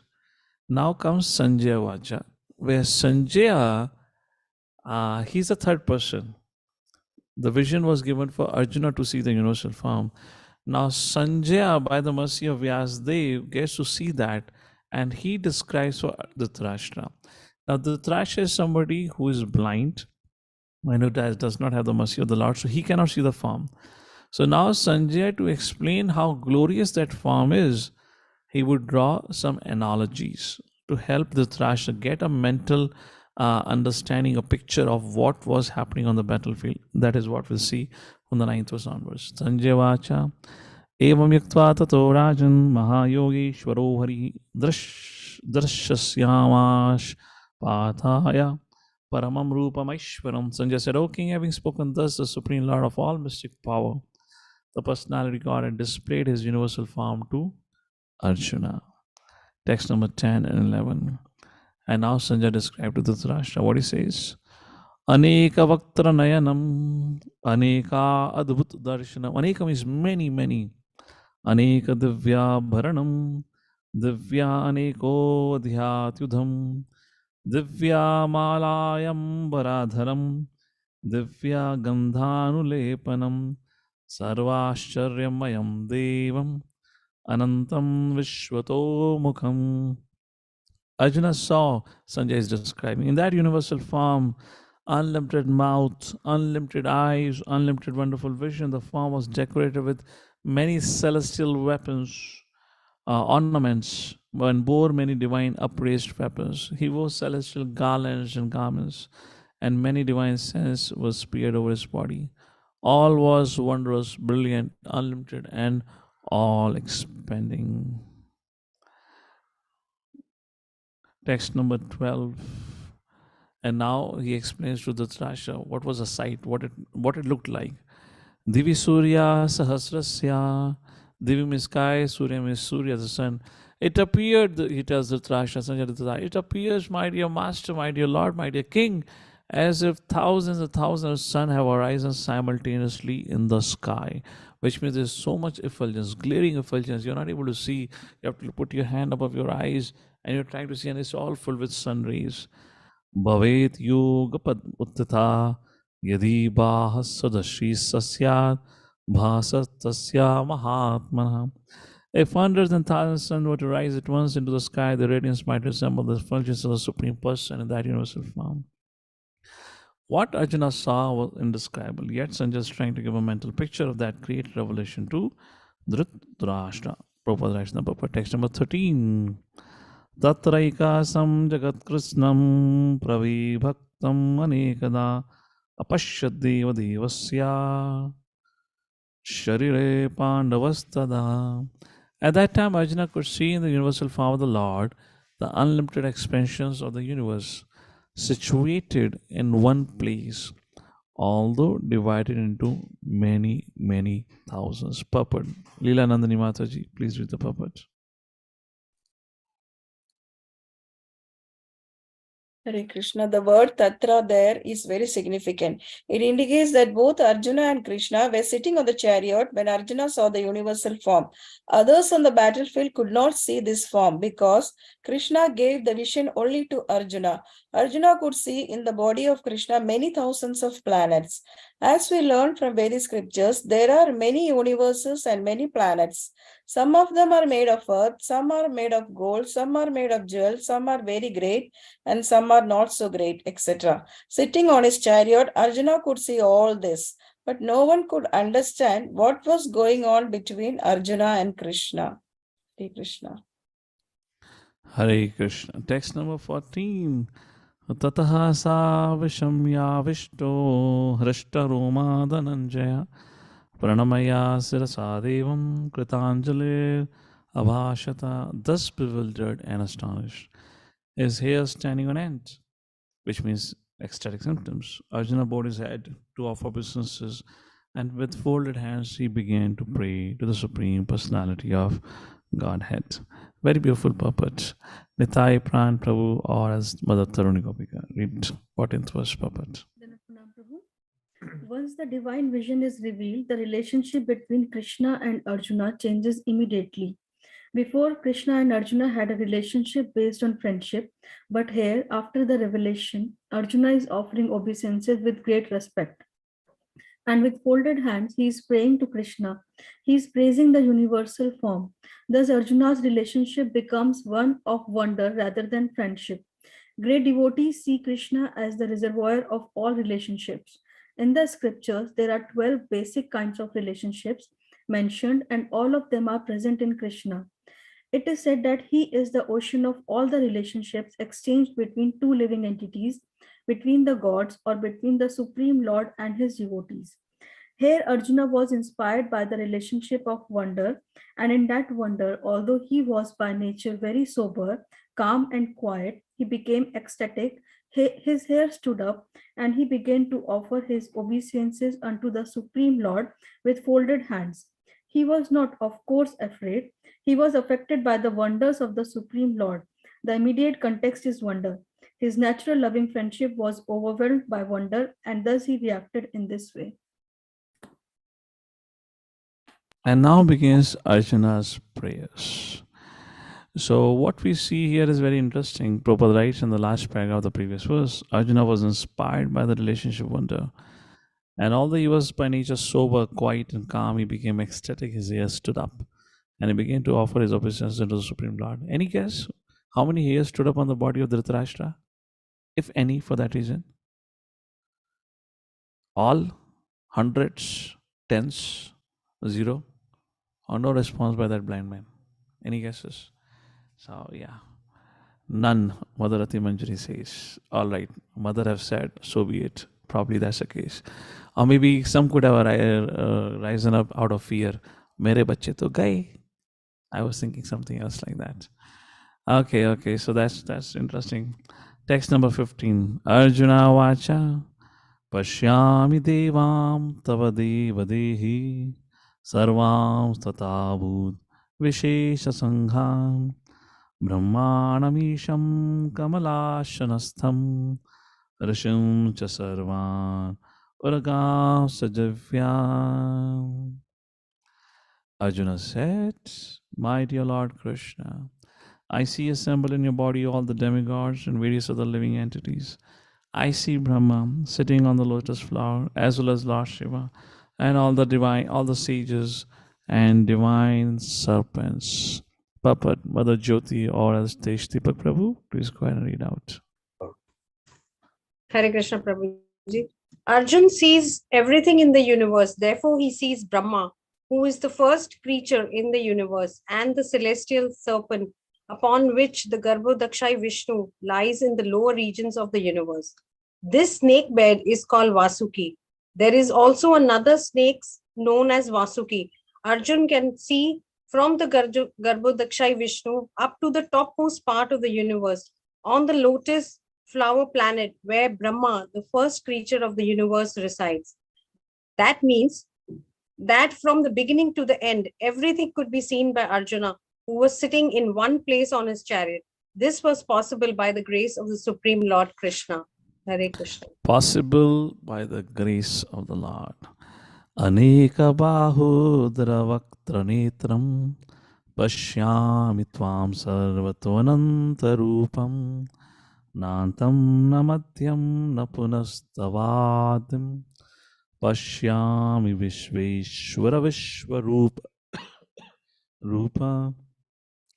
O Lord of the universe, O universal form, I see in your body many, many arms, bellies, mouths, and eyes, expanded everywhere, without limit. I see in you no end, no middle, and no beginning. Text number 17. Ketinam gadinam chakrinam cha tejo rasim sarvato deeptimantam pashyami tvam dur niraksham samantat Deeptan Nalar Dyutim Aparayam. Your form is difficult to see because of his glaring effulgence spreading on all sides like blazing fire or the immeasurable radiance of the sun. Yet I see this glowing form everywhere, adorned with various crowns, clubs, and discs. Interesting. Now Arjuna shares his realization. Tamaksharam paramam veditavyam Tvamasya vishwasya param nidhanam Tvam anyaya shashvata dharma gopta Sanatanastvam purusho matome.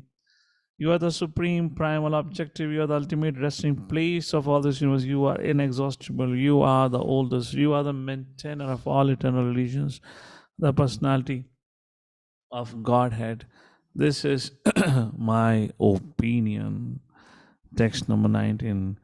Anadimadhyantamananta viryam Ananta bahun shashisurya netram Pashyami tvam deeptahuta savaktram Swati jasa vishwam idam tapantam. You are without origin, middle or end. Your glory is unlimited. Your numberless arms.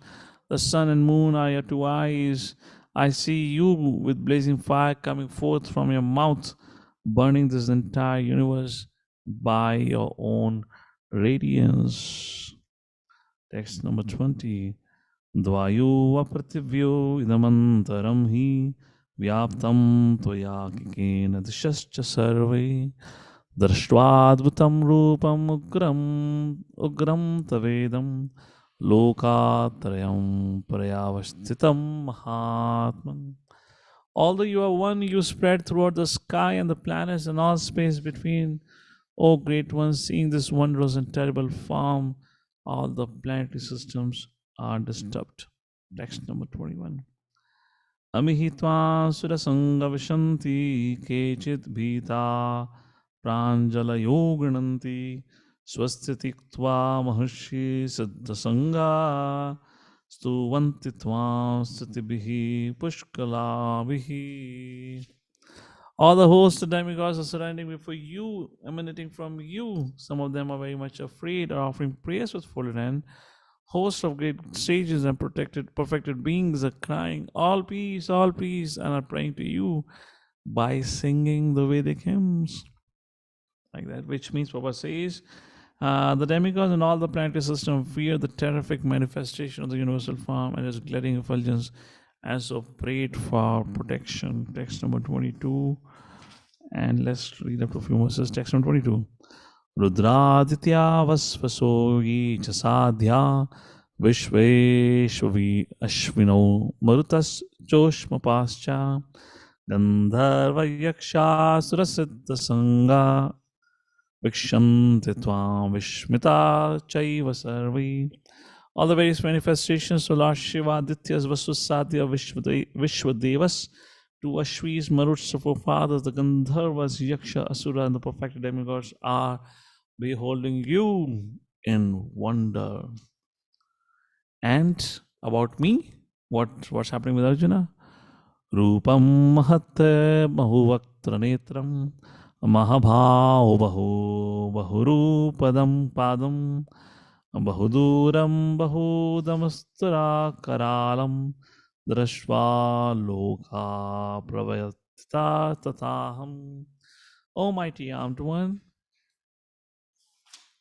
all the planets with the demigods are disturbed at seeing your great form, with its many faces, eyes, arms, thighs, legs, and bellies, and your many terrible teeth. And as they are disturbed, so am I. And text number 24, Arjuna confesses, I'm scared.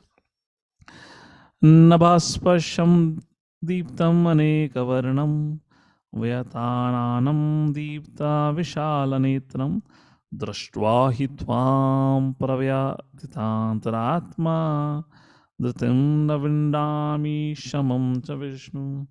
O all-pervading Vishnu, seeing you with your many radiant colors, touching the sky, your gaping mouth, your great glowing eyes, my mind is perturbed by fear. I can no longer maintain my steadiness or equilibrium of mind. O Lord of Lords, O refuge of the worlds, please be gracious to me. I cannot keep my balance, seeing thus your blazing death-like faces and awful teeth in all directions. I am bewildered. All the sons of the Dhritarashtra, along with their allied kings, Bhishma, Drona, Karna, and our chief soldiers, also rushing into your fearful mouths. And some I see trapped with heads smashed between your teeth. Who is also hearing this? Dhritarashtra. And he is getting a live commentary about the future of his 100 sons, like that. Text number 28. As the many waves of the river flow into the ocean, so do all these great warriors enter blazing into your mouth. Text number 29. I see all people rushing for speed into your mouth as moths dash to destruction in a blazing fire. Text number 30. O Vishnu, I see you devouring all people from all sides with your flaming mouths, covering all the universe with your effulgence. You are manifest with terrible scorching rays. And text number 31, where Arjuna asks, who are you?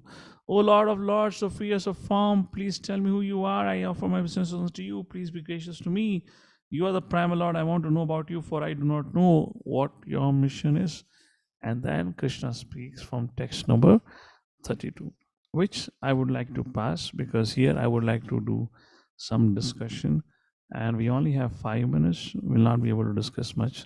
So with that, I'll pause here. If in case anyone has anything to share or add to the discussion, we were largely reading verses today. Probably, I guess, we covered the maximum verses in our discussion so far. We have almost, 31 verses, and we read how much? 22, 24 verses. So we did a half century today. So in case if we were to do half century every session like this, so 700 verses, now you can do several half centuries, which makes how much? Who is good in mathematics? Which means 50 verses, how much it comes? I'm a little tired here. What's the calculation? How many sessions you complete your Bhagavad Gita? 50 verses, 20 sessions. No, that makes what? One session, 1,000 verses, isn't it? 14, Prabhu. 14 sessions. That's 14. A good calculation. 14, 5 is 70. 14 sessions. And I don't know what is the session number right now going on. Mother Medhavani, do you know what session number is right now? I believe for every session we have a session number, right? 22. 22. Oh, we are just only 8 ahead. And we are on the 11th chapter right now. There's another 6 chapters to go. It is end of discussion. All right. For those who are into speed, you might be happy that we covered. And for those who are thinking why we are rushing, no problem. Once in a while, there should be a mix of it. All right, with that, I'll pause here. Anyone has anything to add or share, you're welcome to join the forum and share your thoughts, or else we conclude it for today. When would be our OBA submission? Fantastic. Let me get this realization that this unit is coming to an end. My schedules are going so haywire. I need to really catch up on my sleep, first of all, then to think about the well-being of others. When is your OBA? I might get some time Monday onwards. I'm having a little hell of a life right now. So Monday onwards, I'll think on it and get back to all of you. All right? Don't worry, you all need to nonetheless need not study for the OBA. It's simple. What to study when the paper is already out? Not a surprise test. Okay, some of you have your hands up. I don't know if the hands up for reading. Reading is over, by the way. If your hands are still up for reading. Okay, Madan Sundar, go ahead. I have a question. Actually, why Krishna is telling everywhere, I am Brahma, or I am A, or everything he's telling, I am Mount Meru. He can say, I am everything. No, but actually he's everything. Why does he say so? One. And second, Prabhu, Prabhupada also says that, everybody likes the two-handed form of Arjuna. That means this is the three-band form with the flute, isn't it? That clarification also I wanted. That we'll see it next time when that discussion comes about how the two-handed form is the best. Coming back to your first question, Krishna is not speaking for Arjuna. And this is being discussed and spoken for the mankind. And when it is being spoken for the larger audience, there are people with different faith and different worshippers. So Krishna is addressing them, I am Brahma, I am Shiva, I am Indra. So they all understand who their master is subservient to. Therefore, like that. If it was between Arjuna and Krishna, all this discussion would not have happened. This all discussion happened for our sake, for our clarification, like that. That's the reason we find all these details. All right. Okay. So, Venuvardhan Prabhu, I believe your hand was raised for reading, or maybe I don't know if you have something to say. Go ahead. Hare Krishna Prabhu Dandot. Then was. Prabhu, just my question is, this universe form is temporary, they are telling. Yes. But actually, is the absolute, whatever it is there, it is whatever is form and everything is absolute. Why it is temporary? First question. And why neophyte devotees should worship this universal form like that? It has mentioned here in this chapter. Yeah, not neophyte devotees. This is meant for neophyte yogis. Second canto, first chapter talks about it. Ashtang yoga, because they have to put a dhyan, meditate on someone. So Ashtang yogi who is neophyte, devotee ke liye kabhi nahi kaha gaya.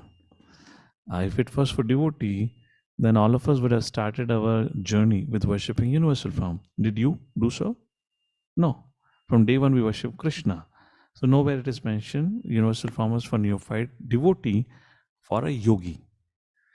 The advanced yogi is recommended to meditate on Paramatma, whereas neophyte yogi, who is neophyte, who still have material desires, for him, he has to meditate on universal form because it's easy. With the universal form discussion, when you read in the Bhagavatam, the rivers are nothing but represent the blood flowing in the body of Krishna. The different present. So that way he's able to meditate constantly on the Lord like that. Coming back to your first question, what was your first question? Why it is temporary? Because you are telling this is given in the universal, because it is coming in the it has appearance universe and disappearance. Okay. Because there is a creation, there is a destruction. When the creation takes, the form manifests. When the destruction takes place, the form ceases to exist. Like that. So, in one way of understanding it is, this is largely a kind of a visualization of how Lord pervades everything. Therefore, it is not a real form, because everything is sustenance on Krishna. Everything is sheltered on Krishna. So everything is happening. Krishna says, Kalosmi, I am time. Now time, time has a form, but in this context, when Krishna says, I am time, I am the all devouring time, Kalosmi. So what form does it? So that has a form of destruction. So Arjuna saw destruction of all the Kauravas' army in the mouth of the universal form. So like that, that's the way of it. Devotee asked Prabhupada, I am so amazed, full with awe and reverence after reading the 11th chapter. I feel more inspired to worship universal form. Can I? Prabhupada said, oh Bable, kahan se shuru karega puja karna? Which part of the universal form would you worship? How would you put a garland? Where would you put a garland? What offering would you do? Can you do anything? Or say you cannot worship universal form, which means worshipping in a personal form. So this is more of a representation of the universe and all the activities that is happening, because he is the super soul. So as a super soul, he sees everything. Therefore, the universal form has two eyes, sun and moon. Like that, this has been presented out. And it's a temporary. So we don't worship. Universe is represented by this universal form. Yeah. That's a way of it. Again, understanding. Yeah. I would say this is a prototype based on which everything has come into existence. Your form is based on a prototype of universal form. When the universal form wished to eat, the mouth appeared. Wished to see, the eyes appeared. So that's like a prototype being created. This is what is being discussed in the third canto of Srimad Bhagavatam, like that. Okay. Therefore, we don't worship universal form because you cannot worship. Yogi meditates. Meditation can be done. How he meditates? When he looks at the big mountains, he thinks of the bone. When he looks at the trees, he remembers the hairs on the body of the Lord. When he sees the sun and moon, he remembers the eyes of the Lord. Like that, there's a meditation, no worship. Like that happens. Once again, for a yogi, not for a devotee. All right? Okay, Prabhu. Thank you, Prabhu. Thank you. Thank you. Hare Krishna. Mother Chintamani, you want to say something? Go ahead. Hare Krishna, Prabhuji. I had a question that is the universal form is coming to Mahavishnu, Garbhodaksha? No. Hmm. I mean, that's what I'm saying. Universal form represents this universe. And every universe has their own universal form. Whereas Mahavishnu, Garbhodaksha, and Shridaksha Vishnu, they have personal forms whom you can worship. They exist. More, you can say, is a visual presentation of this whole universe, how this universe is functioning, like that. But that the is being question comes that the demigods are part of the Virat Purusha. Huh? Yeah, we all are part of Virat Purusha. We all are part of it. How it has been described, the Brahmana, Kshatriya, Vaishya, Shudra. He is the prototype. In other words, the idea of Virat Rupa is, as we read, he is the shelter of everything. He is the sustainer of everything. It is he because of whom everything happens. The creation happens because of whom the destruction happens. For example, at the end of Mahabharata, this is not part of our Vyasadeva Mahabharata, this is another version. At the end of Mahabharata war, the question was raised, who killed, who defeated the army of Kauravas? Well, everyone says, Arjuna did it. No, Arjuna did not do it. So there was this, what was the name? Not Ghatotkash, there was another one. This is not part of, again, Vyasadeva Mahabharata. This is part of another story that comes, that he is the son of Arjuna only, if I'm correct. Bhimsen, I'm missing the name, who had come before the war and said, to his uncles or the fathers, let's say, barbaric. Yes, thank you, Anadi and to barbaric. And he came and said, it was very powerful. He came and said, I would like to fight. And Lord, if you give me, if I've been given permission, before the sunrise tomorrow, the whole Kauravas would die. And the story goes on like, Krishna chopped off his head. And his head was kept on top of a hill from which he saw the whole war. So he was asked, the story goes on, he was asked at the end of the war, who killed? Everyone said Arjuna did.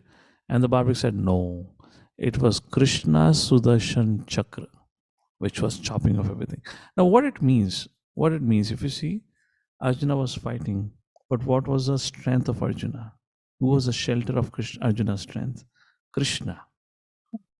So we have different levels of reality. One, what everyone saw, Arjuna shooting arrows, this is an immediate reality. But there is another reality behind it. What action was performed was on the basis of Krishna's strength. So Baba said, no, Arjuna did not kill anyone. It was Krishna Sudarshan Chakra which was chopping off everyone, like that. So like that, how this universe is functioning, how this universe is in one place, it is all because of universal form. It is all situated in the body of universal form. Through that, it has been discussed like that. Okay, and that still is not a subject matter Or, I mean, to understand difference, everything is sheltered on Krishna through universal form, like that. And we don't worship universal form because it is everywhere, is all pervading. That's what you read, all pervading. In universal form, you understand omnipotency, you understand omniscience, omnipresent quality of the Lord, like that is being described. It becomes interesting and a little bit more clear when we read the second canto and third canto, where Virat Purusha form has been discussed several times actually. All right, Mother? Yes, Prabhu. Thank you. Hare Krishna. Okay, so, okay, Madananjan, you have something to say, go ahead. Yes, Prabhuji. Prabhuji, in 11.5, it's the same extension of the same question. Like the material nature is manifested and not manifested. It's not eternally situated in the spiritual sky like Krishna's other forms. But this form is also manifested by Krishna himself. Isn't it spiritual? I really couldn't get that question. Your voice was not clear to me. Say that again. If the question is about universal form, please understand, in your one reading, you will not understand the subject matter. So don't get too much over worried about it. Make a few readings of it, then a little bit of grasping would happen. As I said, so first of all, it is not Mahavishnu or Garbhodaksha or Shiradaksha Vishnu, none of it. This universe is presented as a universal form. This whole universe is in the universal form, like that. And if you want a more understanding of it, I would highly recommend go to the second and third canto for Virat Roop. And don't worry, Arjuna is going to say enough of it. I want the two-handed form. So draw your attention back to the two-handed form, all right? And those who are interested in knowing this and that about Virat Purusha, I have spoken at length on those sections from Bhagavatam. I can share the link. You can hear that, or maybe from anyone else who might have spoken about it. Okay. Yes, sir. All right. Thank you very much. And do please give me a time until Monday. I'll definitely come back to all of you about your OBAs and closed book exam dates and schedule. So you can take a 1 month time you would have largely to start writing and preparing for it. Okay. Jagadaru Srila Prabhupada ki Srimad Bhagavad Gita ki Chai. Thank you.